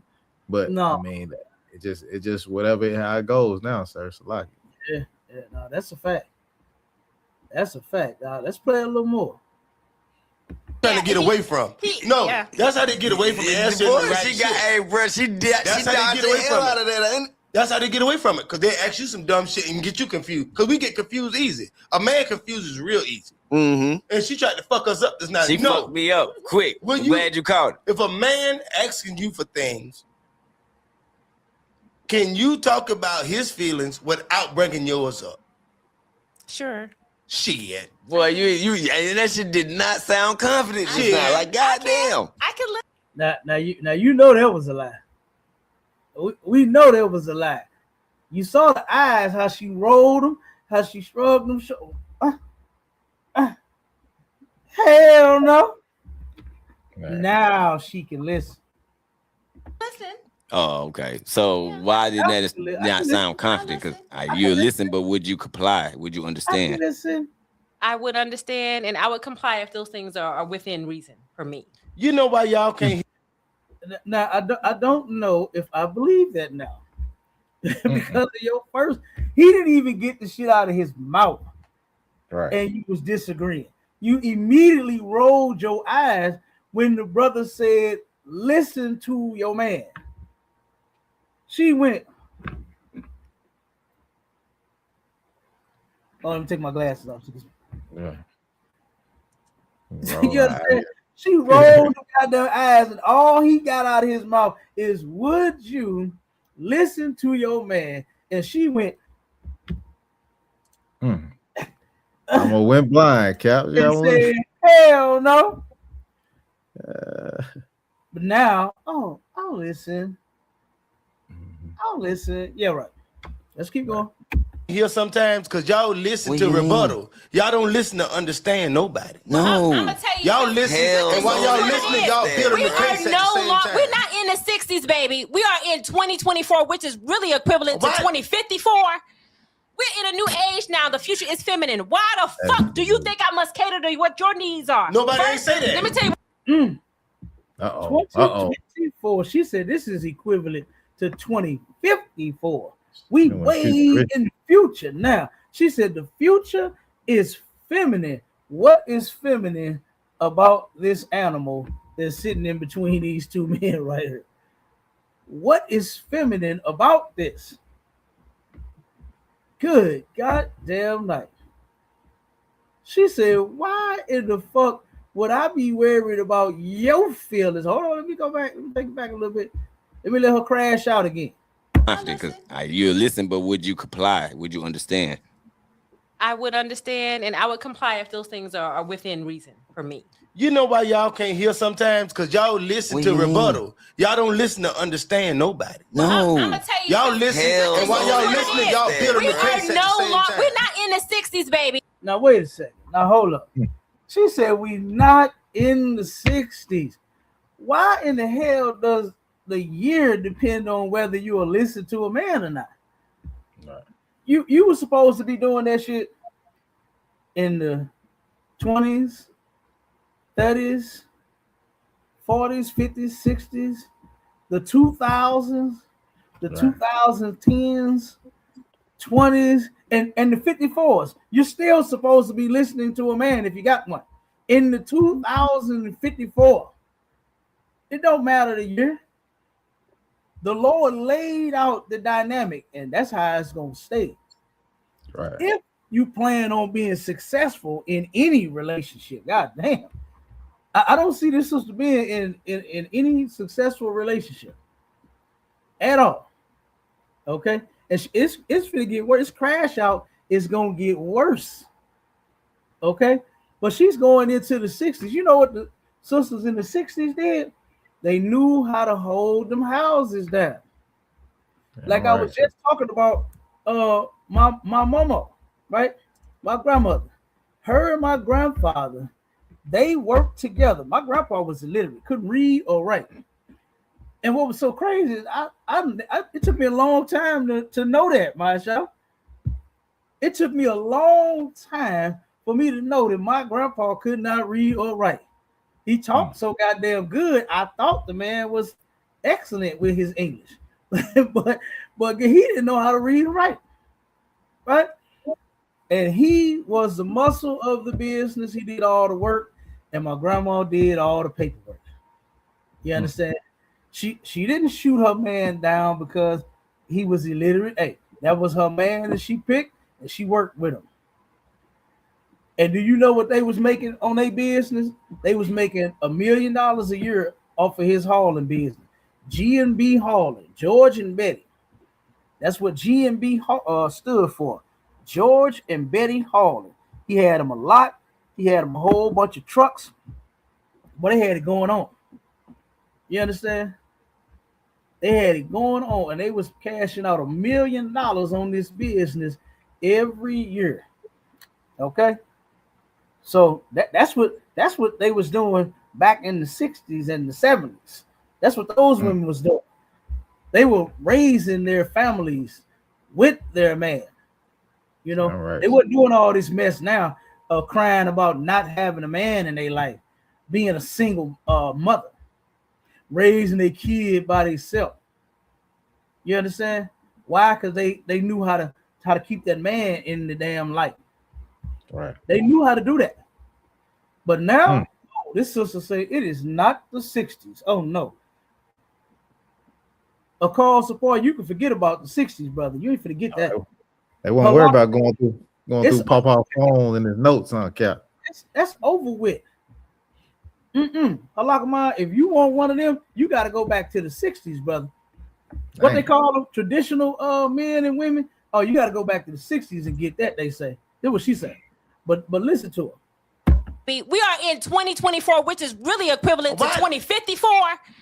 We're in a new age now. The future is feminine. Why the fuck do you think I must cater to what your needs are? Nobody ain't say that. Let me tell you what we're going to do first of all. First of all, what we're going to do is talk about my motherfucking needs. No. And once my needs are met, then I'll think about meeting your goddamn needs. She's a groomer. Woo! Good goddamn night. She don't sound like she will ever submit to any man unless he's white. That's right. That's right. I'm sure she'll submit to a white one. I'm sure she'll submit to her boss. Okay. I'm sure the black Nubian queen goes to work and see that white boss and will submit without no problem. Ain't gonna get loud with him. Ain't gonna snap with him. And do you know what I have every time I talk about this with a sister? Do you know what the response is? Yeah, that's because I'm getting a paycheck. Whoa. She don't think she getting shit from being with a black man. She don't think she's getting nothing from being with a black man. Right. And that's sad. That's sad that in today's time, we look at each other as if we ain't shit. No benefit.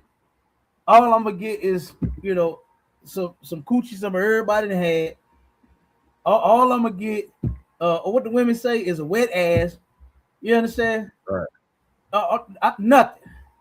That's it. That's what we think of each other. Absolutely nothing, and that's horrible. I'm gonna tell you call a grooming woman. She's a groomer. She want to groom a man. No, that's right. I do. This is why I do. I build a man and I make him into what I want him to be. That's what I do. Now, sad to say, she ain't got it like that white girl. You understand? You ain't finna change his name from Smith to what's his name, my child? Barnes, his last name. Barnes. Went from Williams to Barnes. You ain't finna do that, sister. That's not gonna happen. Okay? You not gonna build no man into what you want him to be. That would be a sad man. Because do you know what most women want their man to be like? They want their man to be like them. They want a man to be as faithful as they are. When a man being faithful and a woman's faithful is two different faithfuls. You understand? All right. They want a man to be sensitive to her feelings. Now there's a way to deal with your woman, when she's in her little feminine mode, but he ain't supposed to be feminine about it. You understand? This sister right here in this interview talked about these men and their feminine side. You understand? Let me tell y'all right, motherfucking now. I ain't got no feminine side. You understand me? Ain't shit feminine about me or my brothers. And if any Negro got one, boy, I'm sorry for Lord be with you. If you got a feminine side, Lord be with you. Damn. A man needs to deal with femininity with masculinity. That's how you deal with a woman. You gotta be, what did Tony Braxton say? You gotta just be a man about it. You can't be no bitch dealing with no bitch. You understand? You can't do that. It's not going to work. You are not going to turn around and deal with this woman right here the way that she did. Oh my God, it's not gonna work. And I'm gonna give you an example. This is what I witnessed this with my own eyes. One of my contracts, right? I was leaving. It's an apartment complex right down the street, and this big apartment complex, it's a parking lot, fenced in, and all this here. So I was parked all the way right by the front door, and then there's a street, half a block, maybe about 7, 8 houses on the block. Not even very many houses, right?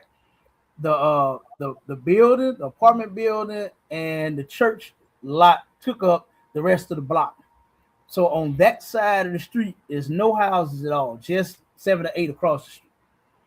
And I heard some arguing going on. I couldn't make out where it was coming from, but I could hear it because it was loud. And I'm like, damn. So as I'm leaving out, going to the gate, it's getting louder and louder and louder. And I'm hearing this woman go off. She going off.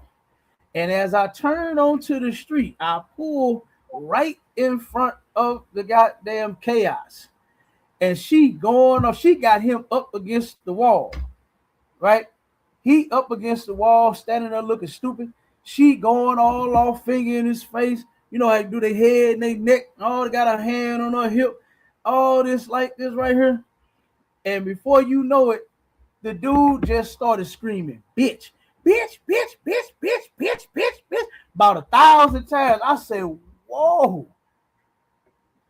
Now, you know what he did? He tapped into his feminine side. He thought acting feminine was going to deal. She didn't hear that. That probably made it worse. That probably made it worse. You can't deal with no woman by being no goddamn woman. You got to be a man and deal with her. You understand? And at that point, you got to be a hunter with an elephant gun to deal with that. To deal with that goddamn animal that was in front of him, brother. God damn, she was going off on that brother. And all he could think of to come back was just to call her a bitch 1,000 times, screaming and hollering in her face like he was a bitch.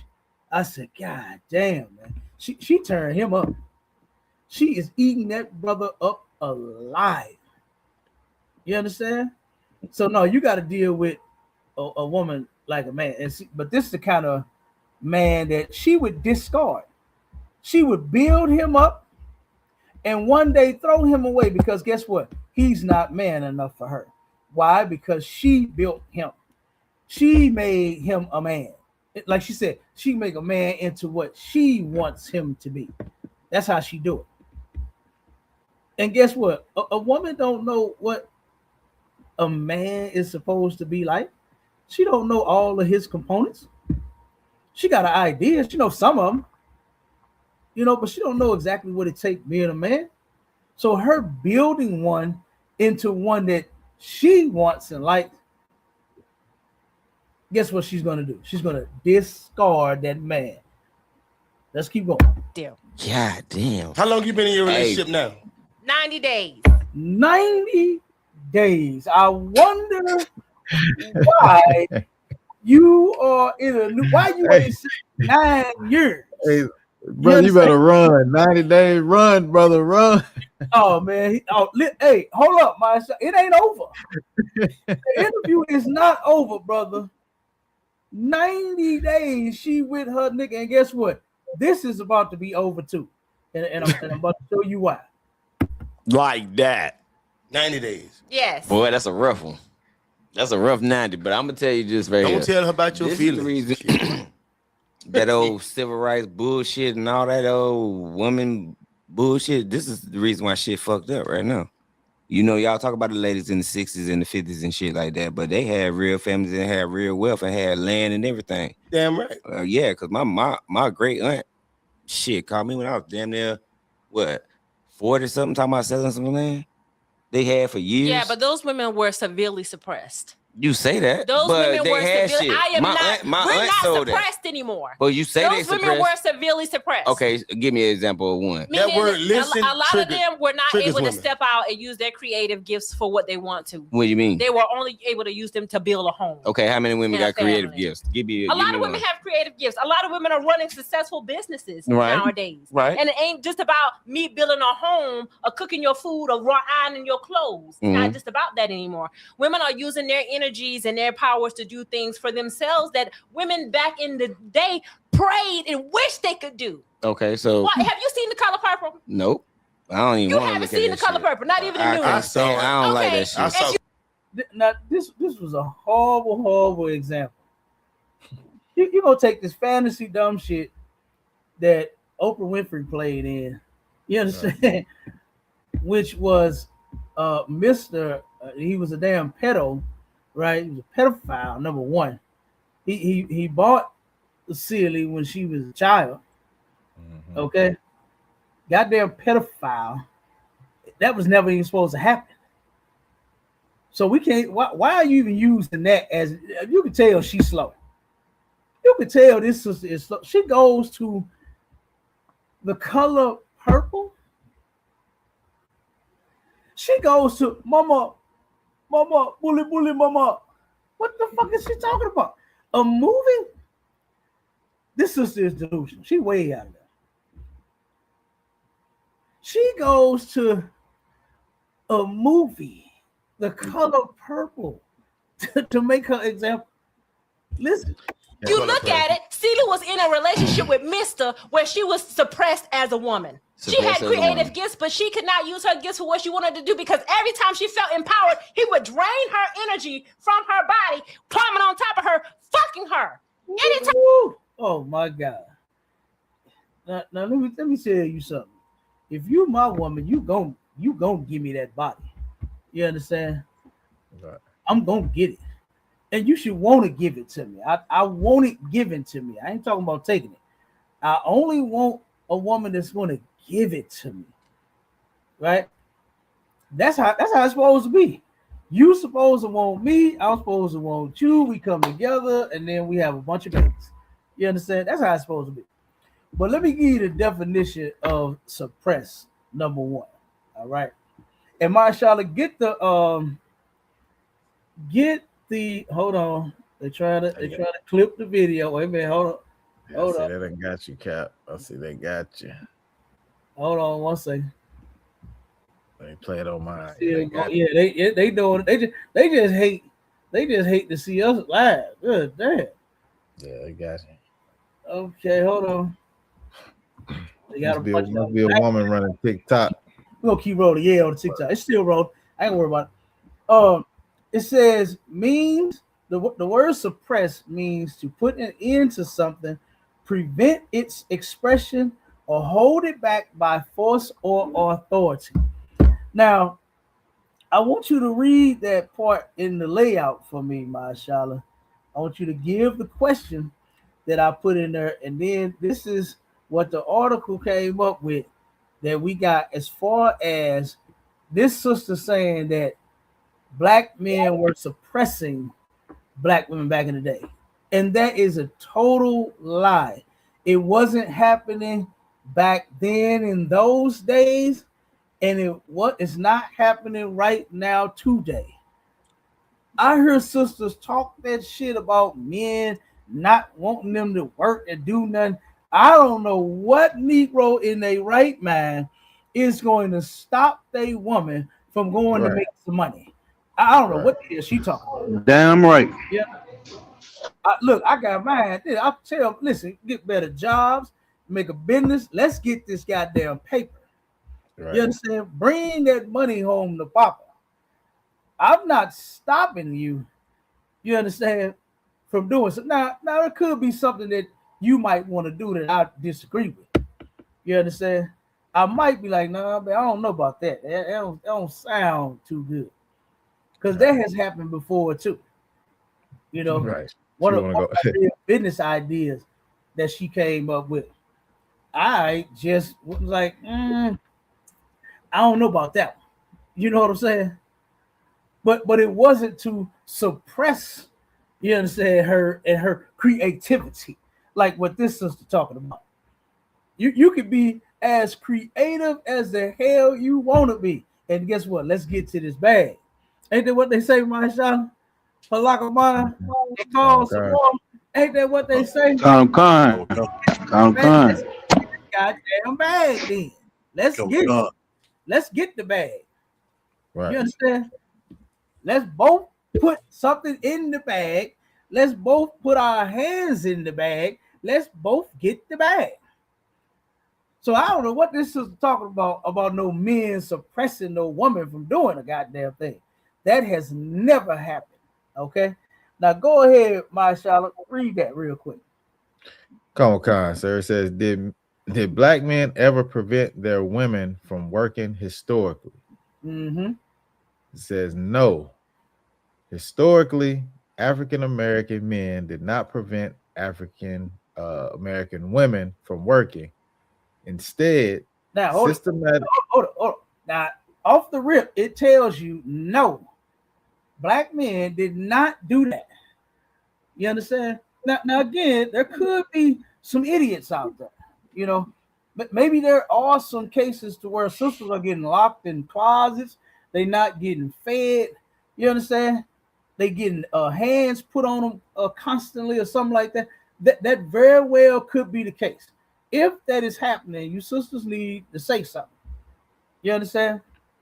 Say something. Tell somebody. Don't just keep getting locked in the goddamn closet and starve to death. Okay? Right.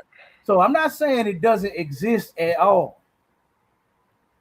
But predominantly, historically, have our brothers, like what this sister said, she said, it's not just about cooking your food and ironing your clothes. When guess what? Most women love cooking for their man. Right.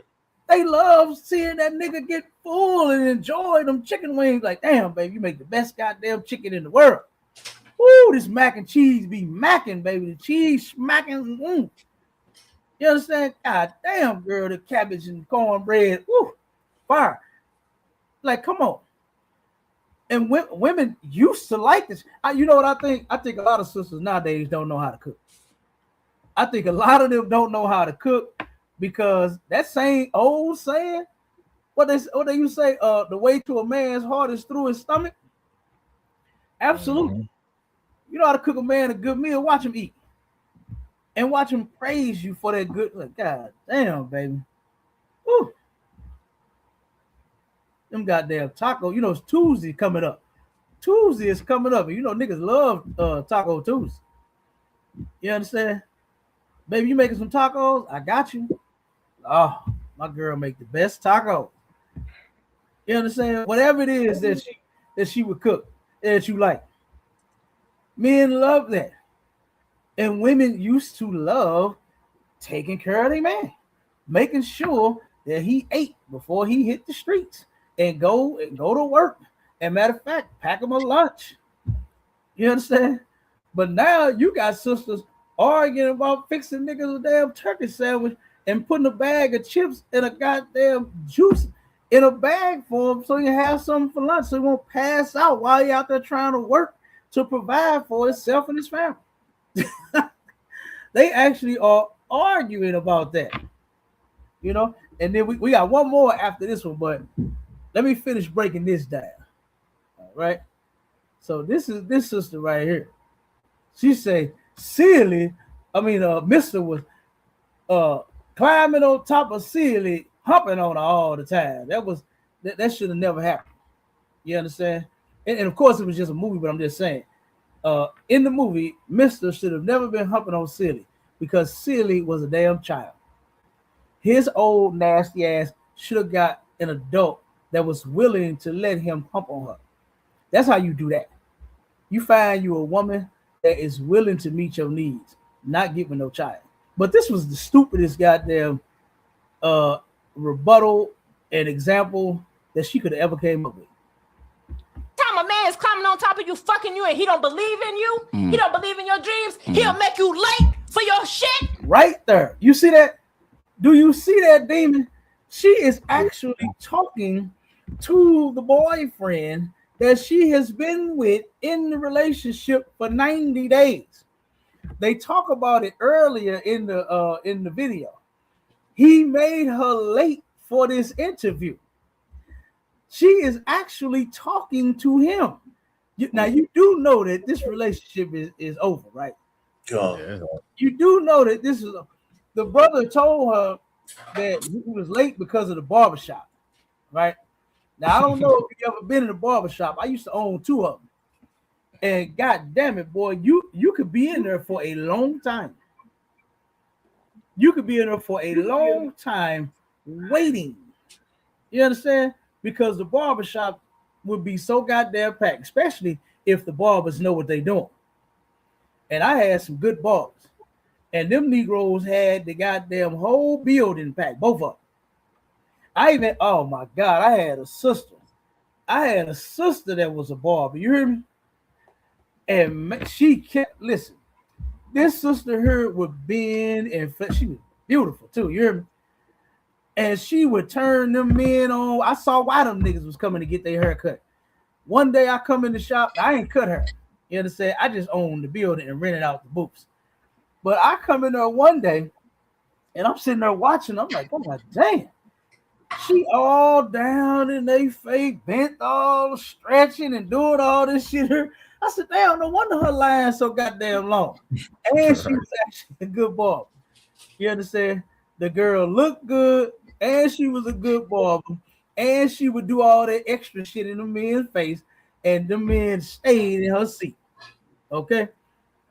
So guess what? Even she kept the damn barbershop packed. So barbershops do get packed. You could be waiting a long time in them. She didn't understand that. She just said it. Don't play it again. Listen, watch it. I don't even. You haven't seen The Color Purple, not even the new one. I don't like that shit. If you look at it, Celia was in a relationship with Mister where she was suppressed as a woman. She had creative gifts, but she could not use her gifts for what she wanted to do because every time she felt empowered, he would drain her energy from her body, climbing on top of her, fucking her. What Mister actually did was he ruined Celia's gifts by taking her innocence as a child. He ruined Celia. You understand? That's what he did. It wasn't the point of having sex because that's what two adults in a relationship, in a marriage, that's what they want. That's what it is. Marriage is continual sex. You understand?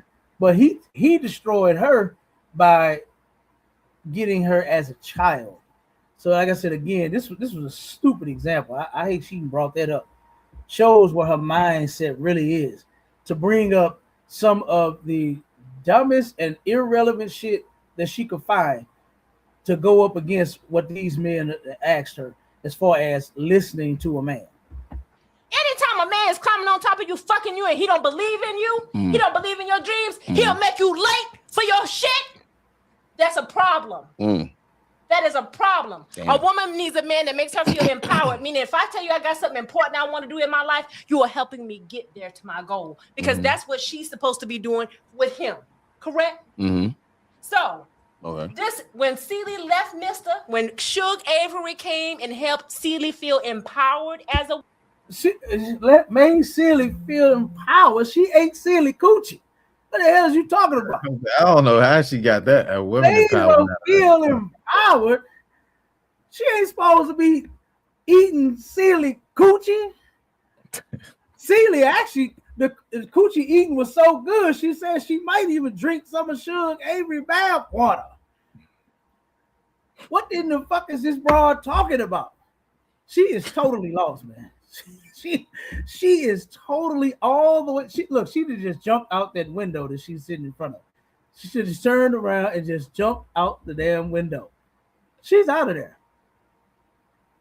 Suge Avery made Celia feel empowered by eating her coochie, by doing some gay shit. Oh my God.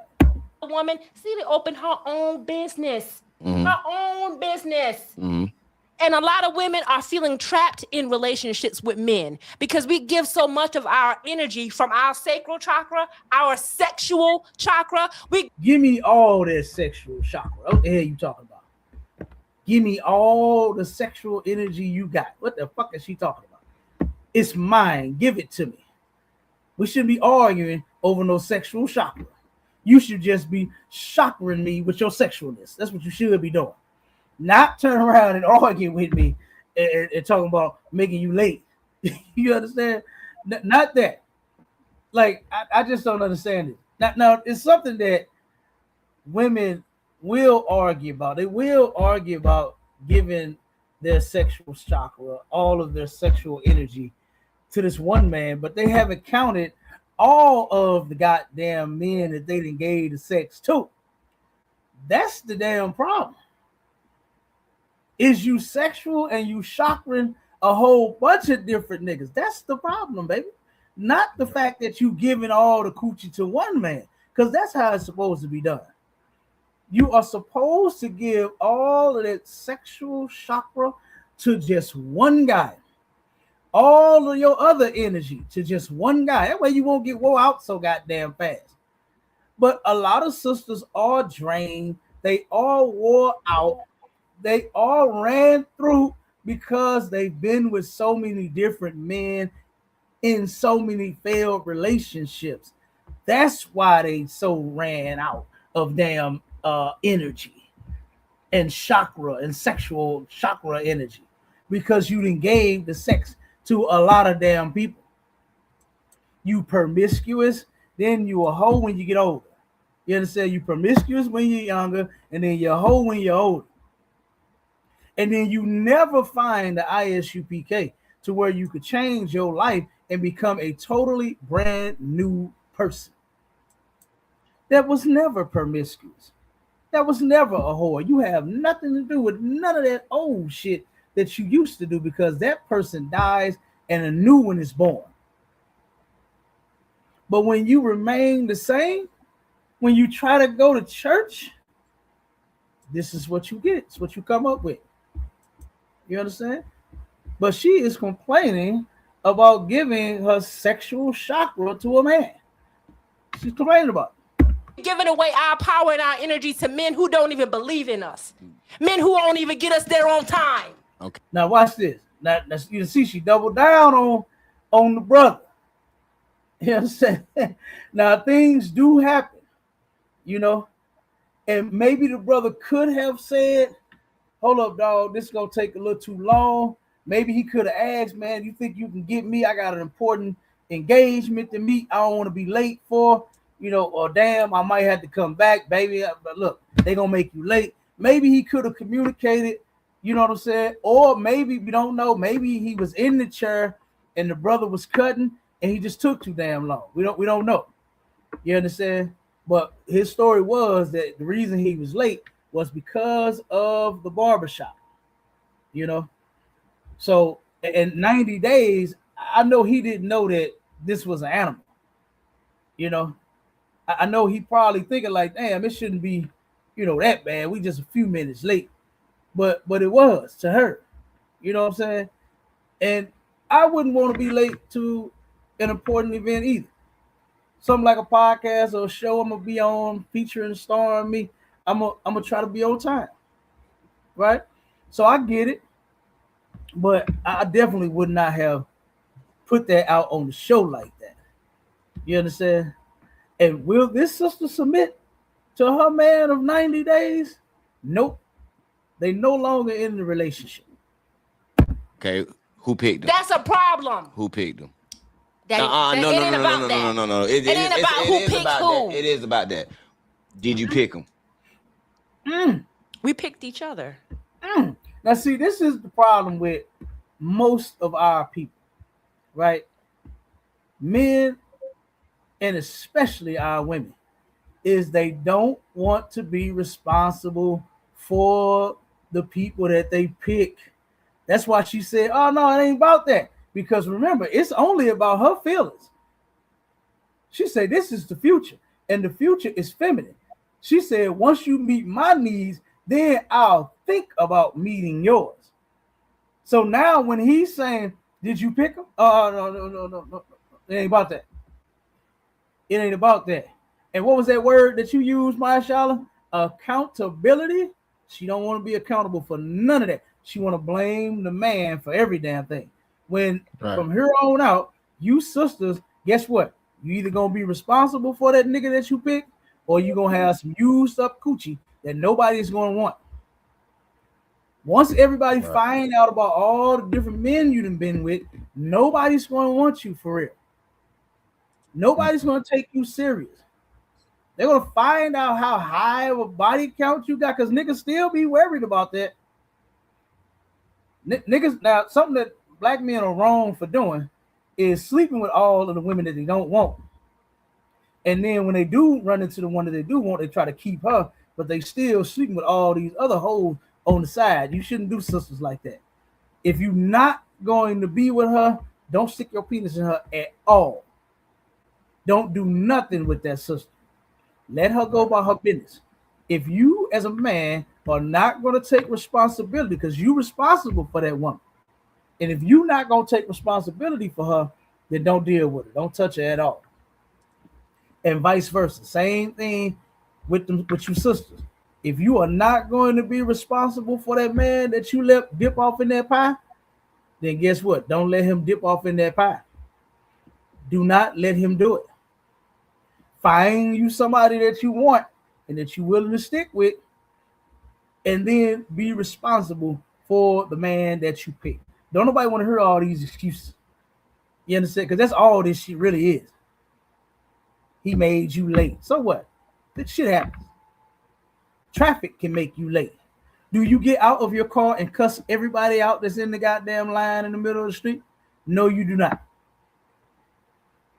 You arrive when you get there. You understand? That's what happens. So you could have called these brothers. They seem like they are more than understanding. And you say, hey, man, I'm running a few minutes late. Is it still okay if I come? I'm sure they would have been like, oh, sure, sis. Take your time. We'll see you when you get here. Because you the star of today's show. I'm sure those two men, they sound like they reasonable. And they would have said just that. They'd be like, all right, come on. Just when you get here, sis, we'll start it up. Come on. But her, she is really upset that he made her late. What do you mean? But you saying he's sorry and all this old bullshit, but you nobody said anything about anybody being sorry. I'm saying, but you saying he don't believe in you. You said he didn't believe in you. Women, when you feel empowered as a woman more without a man, you're not gonna really want. But this is what I don't understand. Hold on. If you feel more empowered without a man, now you know that's a whole lie. Because guess what the woman can't do without that man is to when temperatures start rising and bodies is yearning, you understand? You can let me take that back, because the black woman start acting like the white woman, using all these goddamn dildos and blasters and car jacks and all kinds of shit, ramming them up in their coochie. You know, they doing all kinds of sick mess. Instead of the natural way, is to let a man take you to Pound Town. You got to turn around and use a goddamn car jack and satisfy yourself. It's ridiculous. So I can't take that back. You know what I'm saying? Because, and you know, the white woman is the one that came up with all that mess. All them goddamn toys. The white woman is such a whore. Nobody wanted her. She had to do something to satisfy herself. She had to do something, because the white man don't want the white woman. The black woman, you always desired by us. You don't need no goddamn toys. I'm the goddamn toy. Okay?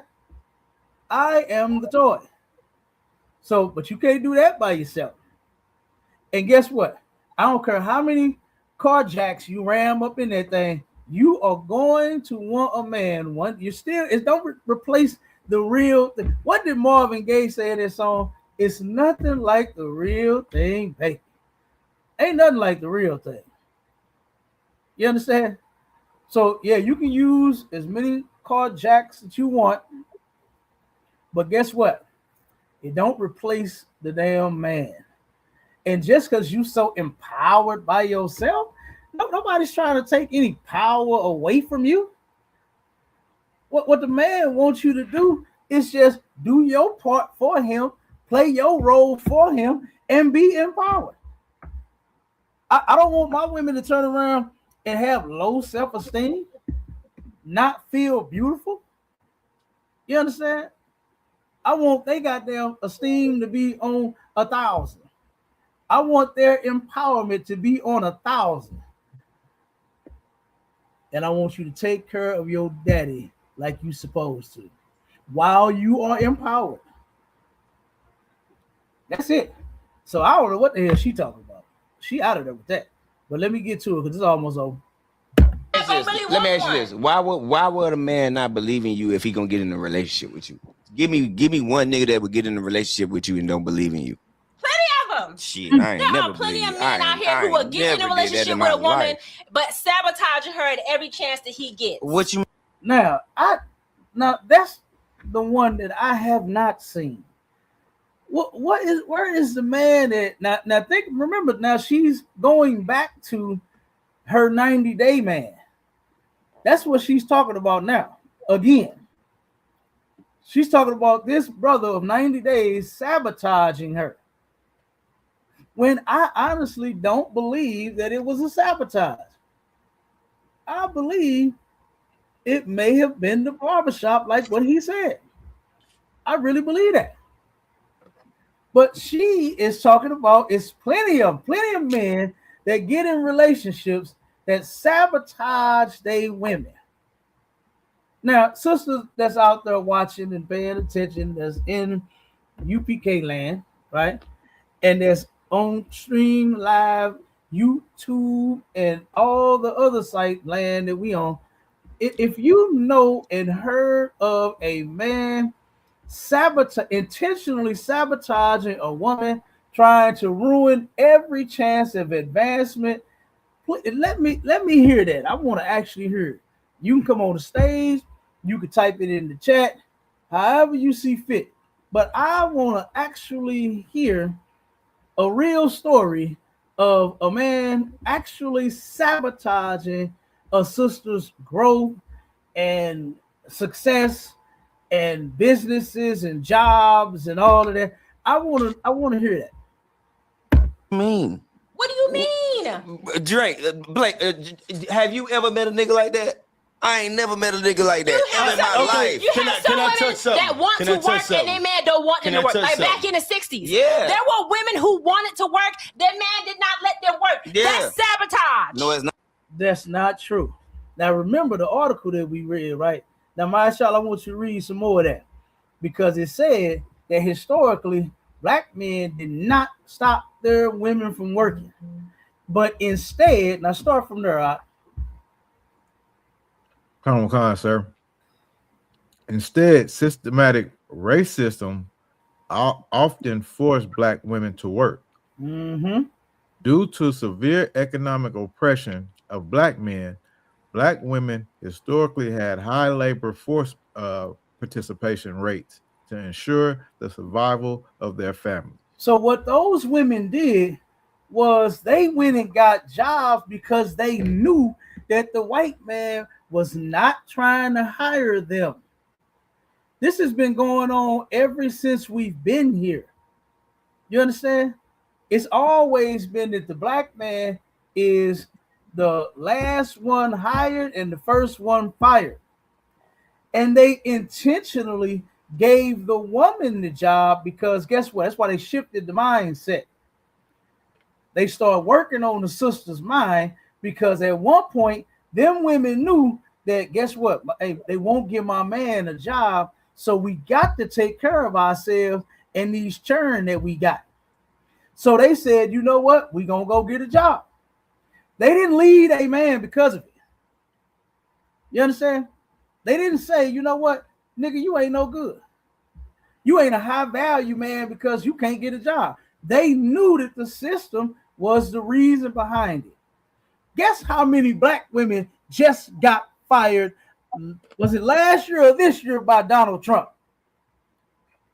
Mashallah, get me that number of how many black women got fired because of Donald Trump. How many black women did Donald Trump fire this year or last year? Give me that number, brother. And I'm going to have you go back to that and read that some more. Matter of fact, while you getting that number, I'm going to read it. It says, in slavery and post-emancipation, during slavery, black women were forced into manual labor by white enslavers. After emancipation, racial violence and occupational segregation continued to lock black men out of well-paying, stable jobs.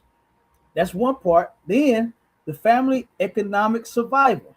Because of these discriminatory barriers against black men, black women were relied upon as co-breadwinners. And it says historical records show that in 1880, over 35% of married black women were in the labor force. So again, you know, it's not like, you know, black men at any time was forcing his woman not to work. At one point, she had to go to work. She had to, because they wasn't giving the damn man a job. And you know what they did? They went to work and they took care of. Let me tell you something. I got another story. I know a sister that turned around. She had been married and divorced, I think 3 or 4 times. Right? The last husband she ended up dying on. But the sister, the first husband, they worked at a bus company together. And on the way to work, right, they was playing with each other, having fun with each other. They was hitting each other back and forth and playing and tickling and wrestling, doing all this before they left the house. It continued in the car. They turned around, and when it got to work, it continued while they was at work. And the brother she was playing on his bus, right? He just started up his bus. He ready to pull off. She came, opened the door real quick, jumped on the bus, and they steady playing.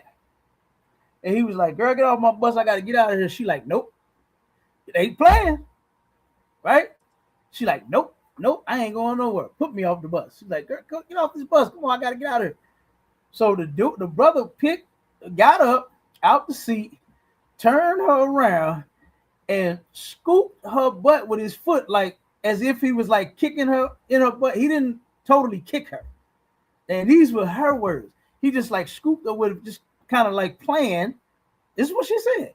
Playing, but scooped her in the butt with her foot to get her off the bus and pushed her off the bus. Not hard, not being mean, but playing. She said she turned around, looked at him, and told him, oh, it's over.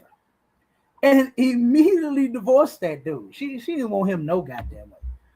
Because if you are both playing, and that's the way he decided to play, then just say, okay, babe, playtime over. Now you didn't put your foot on me. Now I ain't with that. Right. She divorced the man. I forgot why she divorced the other one and the other one. But when she was with this one, the brother, I knew him. Me and him worked on some jobs together. And this brother, cool brother, man. This brother here, he, of course, being in construction, right? I was in the painters union and he was in the carpenters union. And guess what? Remember I said black men get laid off and get fired from these jobs. And that's nothing new. But when the wintertime would hit, he would always get laid off. And one time I asked them, they was talking about it so bad, I asked her, I said, why won't you get a job to help out your house while the brother is laid off? She said with an attitude, she said he was going to take care of me. So that's what he gonna do. Now, mind you, they would lose their houses, all their apartments and shit. They would lose them. The cars, they would lose them. Every single, they would lose all their shit because it would take them a long time to get back to work. Not the brother fault. You understand? It's just part of the trade. That's how it go. Yeah. And this brother turned around, his sister said, oh no. He said he was going to take care of me, so that's what he going to do. I said, God damn. You know, and even her family wondered the same thing. They was all talking about her, saying, I wonder why she just won't get a job and help them out. Help the poor man. That's what one of the old ladies said, her stepmother, I think it was. She said, help the poor man out. That's what she said. Because the stepmother realized that the poor man is trying his best for his woman to take care of his family. But goddamn it, he keep getting laid off. And they kept losing their shit. And this woman refused to get up and get a job. That's what we're dealing with now in the future. You understand? Like what she said, it's just 2054. This is equivalent to 2054. And in 2054, this is feminine around here. You're gonna take care of my needs, and then I might think about taking care of yours later. All right. But it says different gender norms While white society in the late 19th and early 20th centuries generally promoted the separate spheres ideology, where middle class white women did not work outside the home, but black families often could not afford this. Black women's high rate of workforce participation was a necessity for survival rather than a choice or a mandate from black men. You see what I'm saying? So it wasn't something that we had so the opportunity to partake in, to where you did not, the man said, no, you ain't going to work, like what this sister's talking about. That's a whole goddamn lie, that men were suppressing their women and their creative skills to where they was telling them, no, you staying at home. They couldn't fucking afford it. This sister don't know what she's talking about. All right. Did you get that, Marshala? That number? Come on, sir. It says the numbers are staggering. Between February and July of 2025, black women lost 319,000 jobs in the United States labor market. By comparison, white women saw an increase of 142,000. Latino women saw an increase of 176,000 jobs, and white men saw the largest increase of all groups, with a gain of 365,000 jobs during the same 5-month period. Yeah, of course they did. They fired all the damn black women and gave the jobs to white people. Why you showing me? Of course it went up. Of course they saw an increase. You got rid of the goddamn black women that was working the job. Now, over 300,000 damn families are suffering and struggling right now to this day. And all this broad can do is blame black men for it. When black men is not saying, you not going to work. Oh, hell no. You ain't gonna work no child. What's wrong with you? You stay right here in this house. You're going to be barefoot and pregnant. You're going to be cooking and cleaning. You're going to be taking care of me. I don't know who in the hell is saying that. Who in the hell is saying that? When, like I said, let's get to this bag. That's what we finna do. And as high as things are, I don't even see how the sisters even coming up with this shit about how you don't need no man. You damn near need 3 and 4 incomes in a house now. Shit high as hell. Rent high, car notes high, insurance high, food high, taxes high. Everything is high. I don't know what she's talking about. But let's keep going. Nah. Yes, the fuck it Hell is. no. It's making sure he makes sure that another nigga ain't about to get his goddamn woman. He ain't that's goddamn. sabotage. Fuck You that. letting He real. insecurities. Nah, that nigga real. Insecurities sabotage your woman for being the best version of herself that she could be. That's the shit that I'm talking about. You just want. Now, see, the brother, where he fucked up is he don't have the answer to this sister. He's saying, yeah, I don't want no other man getting to my woman. Man, listen, I know mine ain't out here entertaining no other man. I know mine ain't doing it. You understand? So guess what? I don't have that problem. Mine can go wherever they listen. One of my ribs, she went on an executive trip somewhere, something like that. Right to where the fuck was it at? I think it was California, some damn where the company took everybody on a goddamn trip. And not one day was I sitting looking at my phone, calling her, blowing her up. Man, I hope this bitch ain't talking to no motherfucking nigga, no motherfucking man getting at her. Fuck all that. I ain't finna. I was cool. You understand? She would call me. She'd be, I got a break. What's up? What you doing? We over here. We at this whatever luncheon, whatever, doing whatever the hell they do at a company goddamn trip. Whatever the hell they was doing. So, but this brother didn't have the answer. You understand? So that would be considered, and it gave her the ammo to say, see, that's this shit I'm talking about. Sabotage. I don't have to worry about that. Because I'm not married to no hoes. So I ain't worried about mine going to work nowhere. You understand? Now, if you do have a problem, then call me. You understand? And I've made some calls before. You understand? I done made some calls before. I done turned around and had to make a trip before. One of my ribs called me one time. She at the store with the kids. She panicking. She like, hey, this dude following me around the store. She's like, I'm like, hey, calm down. It's all right. She just don't know I done whipped the U so goddamn quick. You understand? And I'm on the way to the store.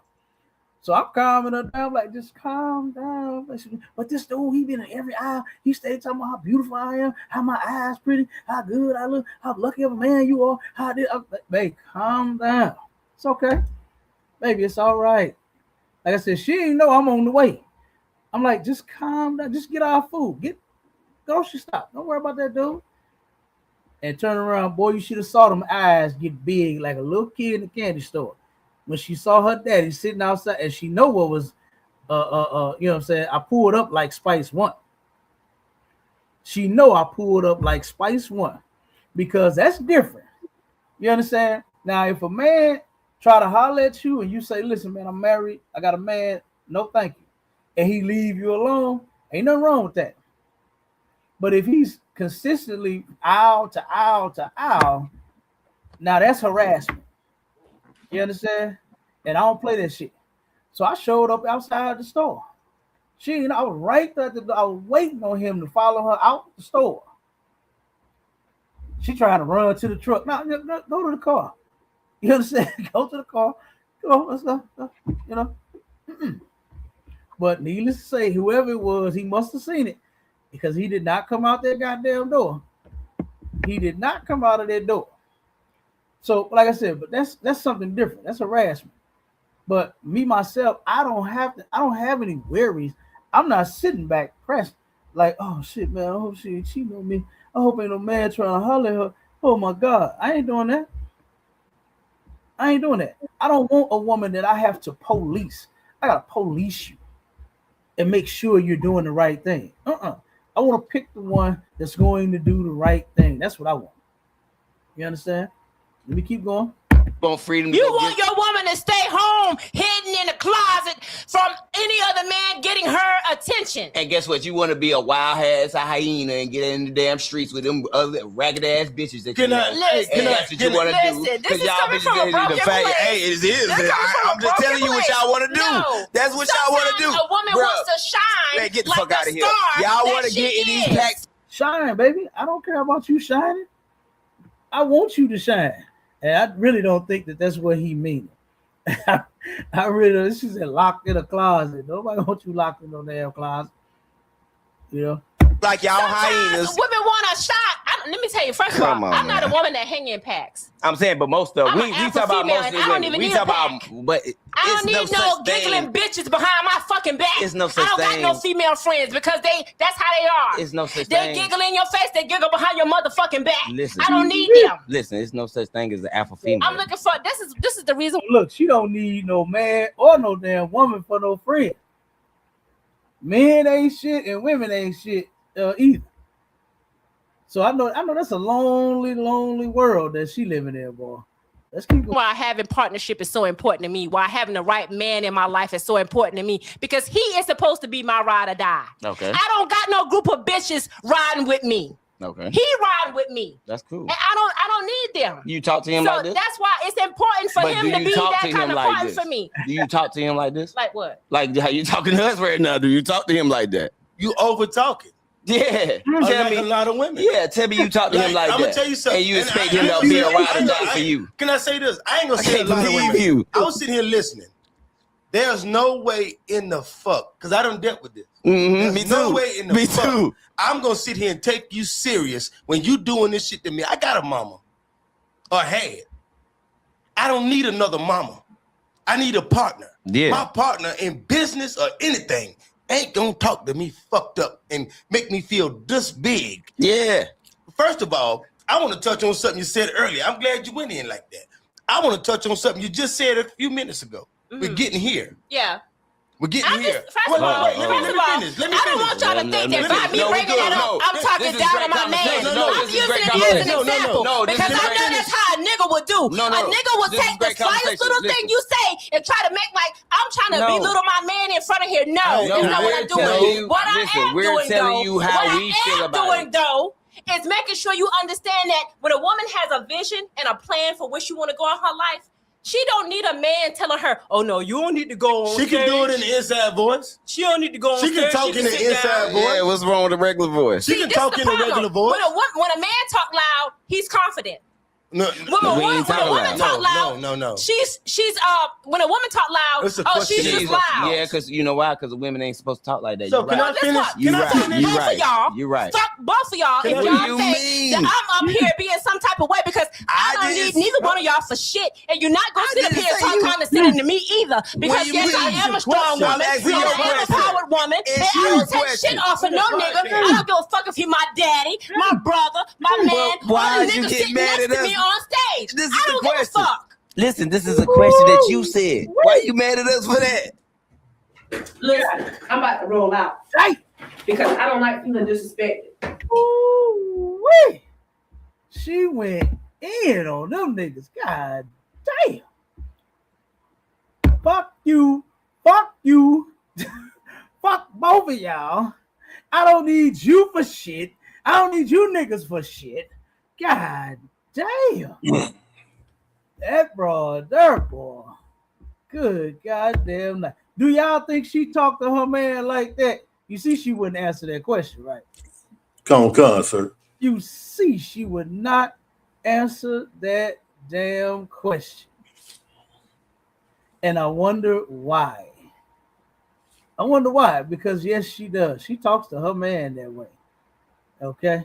And I got one more thing that I got to pull this. Hold on. I can't I'm not seeing the hold on. I got a precept too, Cap, while you looking that up. Come on with it. Come on, Ecclesiasticus chapter 25 and verse 16. I had rather dwell with a lion and a dragon than to keep house with a wicked woman. Whew, good goddamn night. Hey, that's a fact. That is a fact. A man would rather live in the forest with lions, tigers, and bears, oh my, than to deal with that. Come on, Cap. Go ahead. Ain't no way in hell I'm gonna work 60 hours a week and come home to that. Oh, come on, come on. Especially after you done made her late for her shit, boy, you really gonna get it. You understand? And listen, I know her lock of mine be on time. That brother be on time, but you done made her late that one time. And boy, you gonna get it. God damn, man. Now I can't see doing that at all. I can't see it at all. Okay. So I got one more delusional dummy to bring up. All right, and hold on, let me see if it went through yet. There we go. Okay, I got it now. I was going to go to the sister's profile. Oh snap! Hold up. No, hold on. No, this is not it. Hold up. There it is. I got it. There. What you say? Because that you're right, Cap. That profile it tells a lot. Oh man, look at her. So yeah, but I took a screenshot of what this sister just recently posted. Mm-hmm. All right, and let me. I got to share the entire screen, I believe, in order to get this picture up here. Okay, so hold on 1 second. Can y'all see the picture? Come on, sir. You can see it. Let me see if I can enlarge it some. Let me see if I can. Oh, God damn it. Is it still up? La. There it is, Cap. Okay, can you see it? Come, sir. Can you read it? Come. Okay. So let me just read it real quick. I just want to make sure everybody can see it. Okay. Now, this sister just made this post. All right. And this is how delusional our sisters can be. She said, 19 years ago, God sent a prophet to my job to tell me not to date him. Now, first off, this shit is getting way out of hand with you Christians lying on God about every goddamn thing. Right. Saying God done sent a prophet to your job. He just sent a stranger to your job to come tell you not to marry the man that you are about to marry. Says, I never seen this man before in my life. He walked up to me while I was at work and said, God told me to tell you to stop talking to that man. It will not end well. So this dude then traveled across several states, across several seas and oceans and rivers and lakes and miles to come to little old Liz's job and tell Liz not to marry. Do you know Christians do that shit? I know a sister, and this is I'm not exaggerating. I know a sister that would often tell people, "Oh, God told me to tell you it's gonna be all right. God told me to tell you it's gonna be all right. God told me to tell you it's gonna be all right. God told me to tell you everything is gonna be all right." I said, wait a minute. I said, hold up. What the fuck is gonna be all right? I'm sure niggas got a lot of problems. Which one is God addressing? You understand? Get to the specifics. Tell them what God is actually saying, because I know God ain't telling you to tell everybody that everything is going to be all right. God ain't told you that shit. I don't believe it. And all the time, these people are doing, Christians are doing that shit to these folks. They just going around lying, saying shit that God never said. God ain't told no man. First off, it's your job. Can't nobody just walk up on your fucking job. Just come out of nowhere. I give a fuck because he no prophet. Nigga, this is Procter & Gamble. What are you doing here? Do you have business to conduct here? Do you need what's the problem? You can't just come in there talking about, oh, I need to talk to Liz. I'm a prophet of God. I have a prophecy for her. God told me to tell her. Is she on her break? You understand? You can't do that. She's full of shit. She's lying. Christians do this all the time. They lie about shit all the goddamn time. But check it out. She says, this man of God told me the prophecy in front of my coworker. It said, and he prayed for me in the middle of the aisle. Right? So obviously he just came to Walmart where you was working at and just picked you, the fucking dummy, out of all of the people in the damn store and said, you know what, God told me to tell you not to marry the man that you with. Okay? It's all kinds of other shit that God could be addressing in people's lives, right? Like keeping his laws, statutes, and commandments. Why he ain't sent a prophet to tell her that? Why the prophet ain't tell her, hey, if you do marry the man, you better stay with him for the rest of your life? That's what you better do, because it says this. It says, but I disobeyed God and did it anyway. And now, 18 years later, I'm getting a divorce. Do you know something? God is not happy with your divorce. If God did send a prophet, which was a lie, to tell you not to marry this man, which was a lie, then guess what? You should have listened. Why did you disobey God, Christian? Do you not know that these women all tell the same stories of some prophet of God, some message God gave them, some kind of sign God showed them not to do it, and they did it anyway? Do you know how many women say that they don't listen to God, but God is the head of their life? Yeah. You lying ass bitch, you. God is not the head of your life.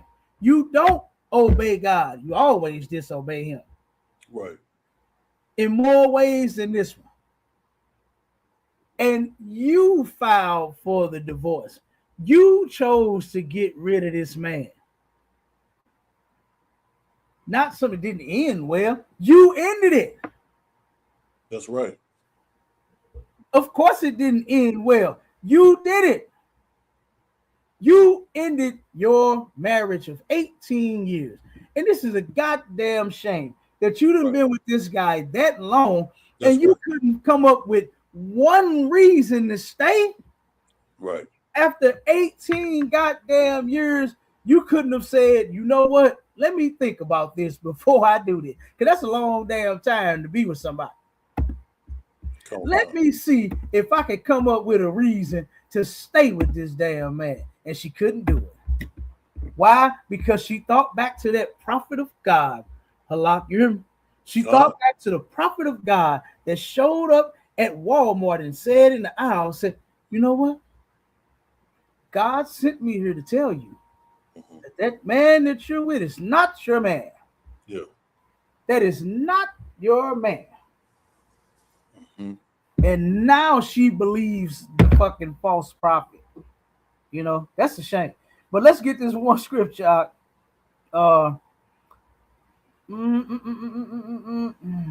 He probably wanted to sleep with her himself. Probably did.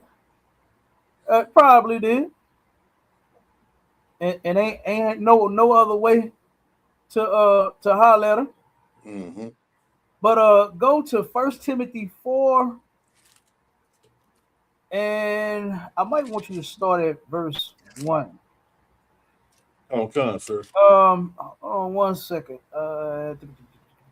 Yeah, start at verse 1, and then I'm gonna have you skip. You know what? Just start at 1 and read down to 3. Come on. 1 Timothy chapter 4 and verse 1.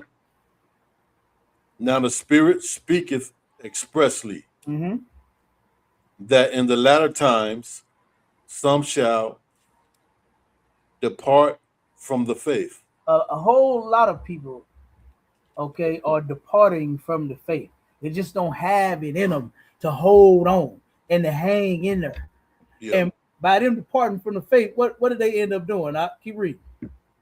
Giving heed to seducing spirits. Like you called it out. You said that man probably wanted to sleep with her himself. Okay. Come in there talking about God sent me to tell you not to marry your man. Like, get the hell out of here. That God ain't sent you to just tell nobody don't marry somebody. That's their decision. If you want to turn around and be with that person, then hey, stay with them forever. That's the one that you chose. Stay with them forever. But they're giving heed to seducing spirits. Keep going.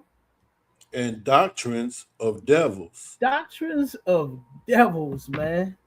Liars and deceivers. You understand?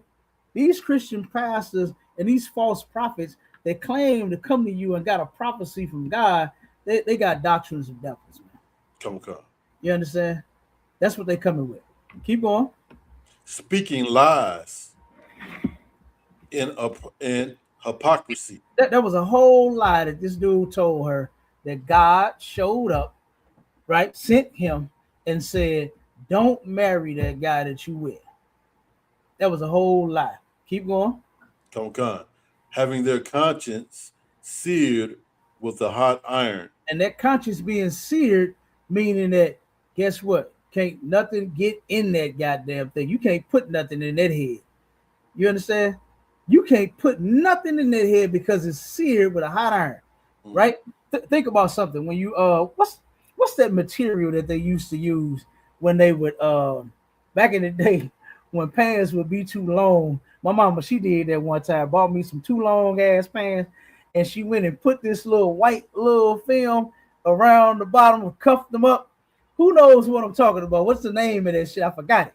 But she took this material, put it down, cuffed the pants up, stuffed it down in the goddamn cup, and ironed it and sealed it shut to where that cup was right there, and them pants was my length then. I can't remember what that shit is, but I remember my mother seared my goddamn pants shut to where, you understand, it would not fall out, you understand, and be too long. They would be just my length. And that right there is their conscience being seared, meaning you ain't finna get no new information in there. You understand? Nothing new is getting in there. Whatever they think, that shit is serious. That's it. Okay? Them lies and their hypocrisy, that's it. That's all it's going to be. Keep going. Come on, sir. Forbidding to marry. Doing what? Forbidding to marry. Forbidding to marry. That's what this dude did. Went to this sister telling her not to marry her damn man. Right. This is the man that you want to be with. Yeah. Right? And this guy comes out of nowhere saying, God said this ain't the man for you. Notice that how God always tell them not to be with somebody and they do it anyway. And then when they divorce, it's like, I should have listened. This is how it always go, the same way. I should have listened to God. I should have paid attention to the signs. Well, bitch, you didn't. You didn't pay attention to the signs, so now you got to deal with the man. And for 18 years, she couldn't do it no more. Forbidden to marry. Keep reading. Commanding to abstain from meats. Okay, telling people that it's unlawful to eat lawful meats. That's what they do. They're telling people. You got a lot of cats out here now saying that, oh, we supposed to be vegetarians. You heard that, Halak? Come. You heard them saying we were never supposed to eat meat. But that's a whole lie. When you have the dietary laws, you have the animals that are clean for consumption for you to eat, and you have the animals that are unclean for consumption that you cannot eat. Yeah. So that's a whole lie saying that you cannot eat meat. You have your choice of meats that you can eat, and from those you can eat the ones that God said that you can't eat. That's right. The ones he said not to eat, those are the ones that ain't no picking and choosing between that. That pork and that shrimp and that crab and that lobster, you can't eat those.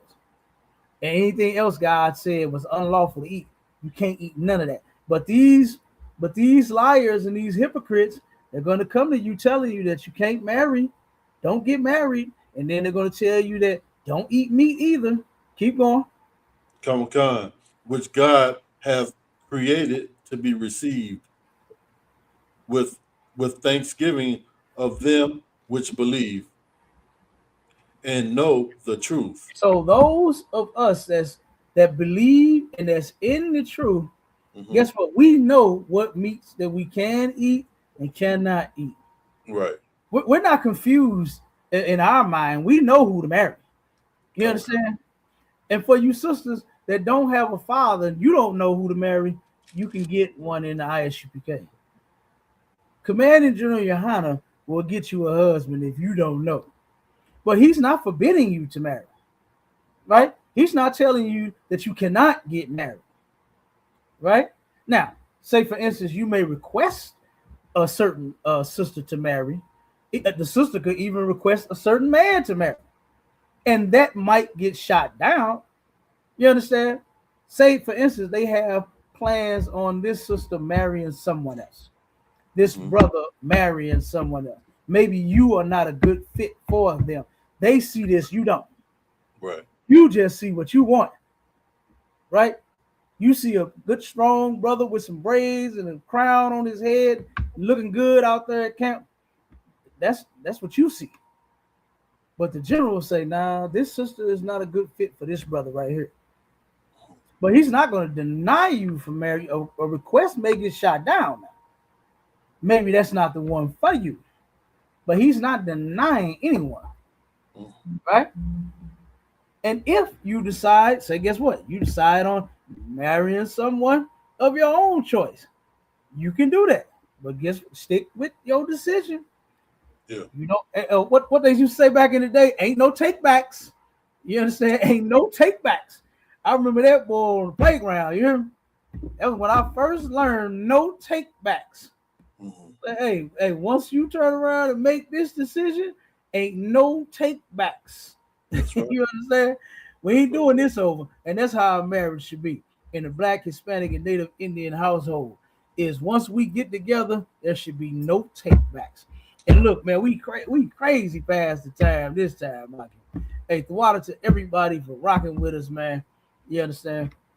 We're gonna go ahead and we're gonna get up out of here. Officer call support in the building on the road. You understand? The white man is the devil. So got a priest and prophet of God slaving. You understand? Officer Halaka Mind in the building. You understand? Holding it down with us. Always got them precepts. You understand? I know he has more loaded. You understand? The brother stay locked and loaded with crazy precepts. You understand? About whatever topic. You understand? So as y'all see, Commander General Yohana raised his soldiers. So if anybody out there wants to be in the truth, for the brothers getting all black, sisters wear them dresses to classes and cover them heads. You understand? And let's get it. All right. So and pay your tithes so that Commander General Yohana can do the work all over this earth. All right. And with that, we go on, Israel. Shalom. Shalom.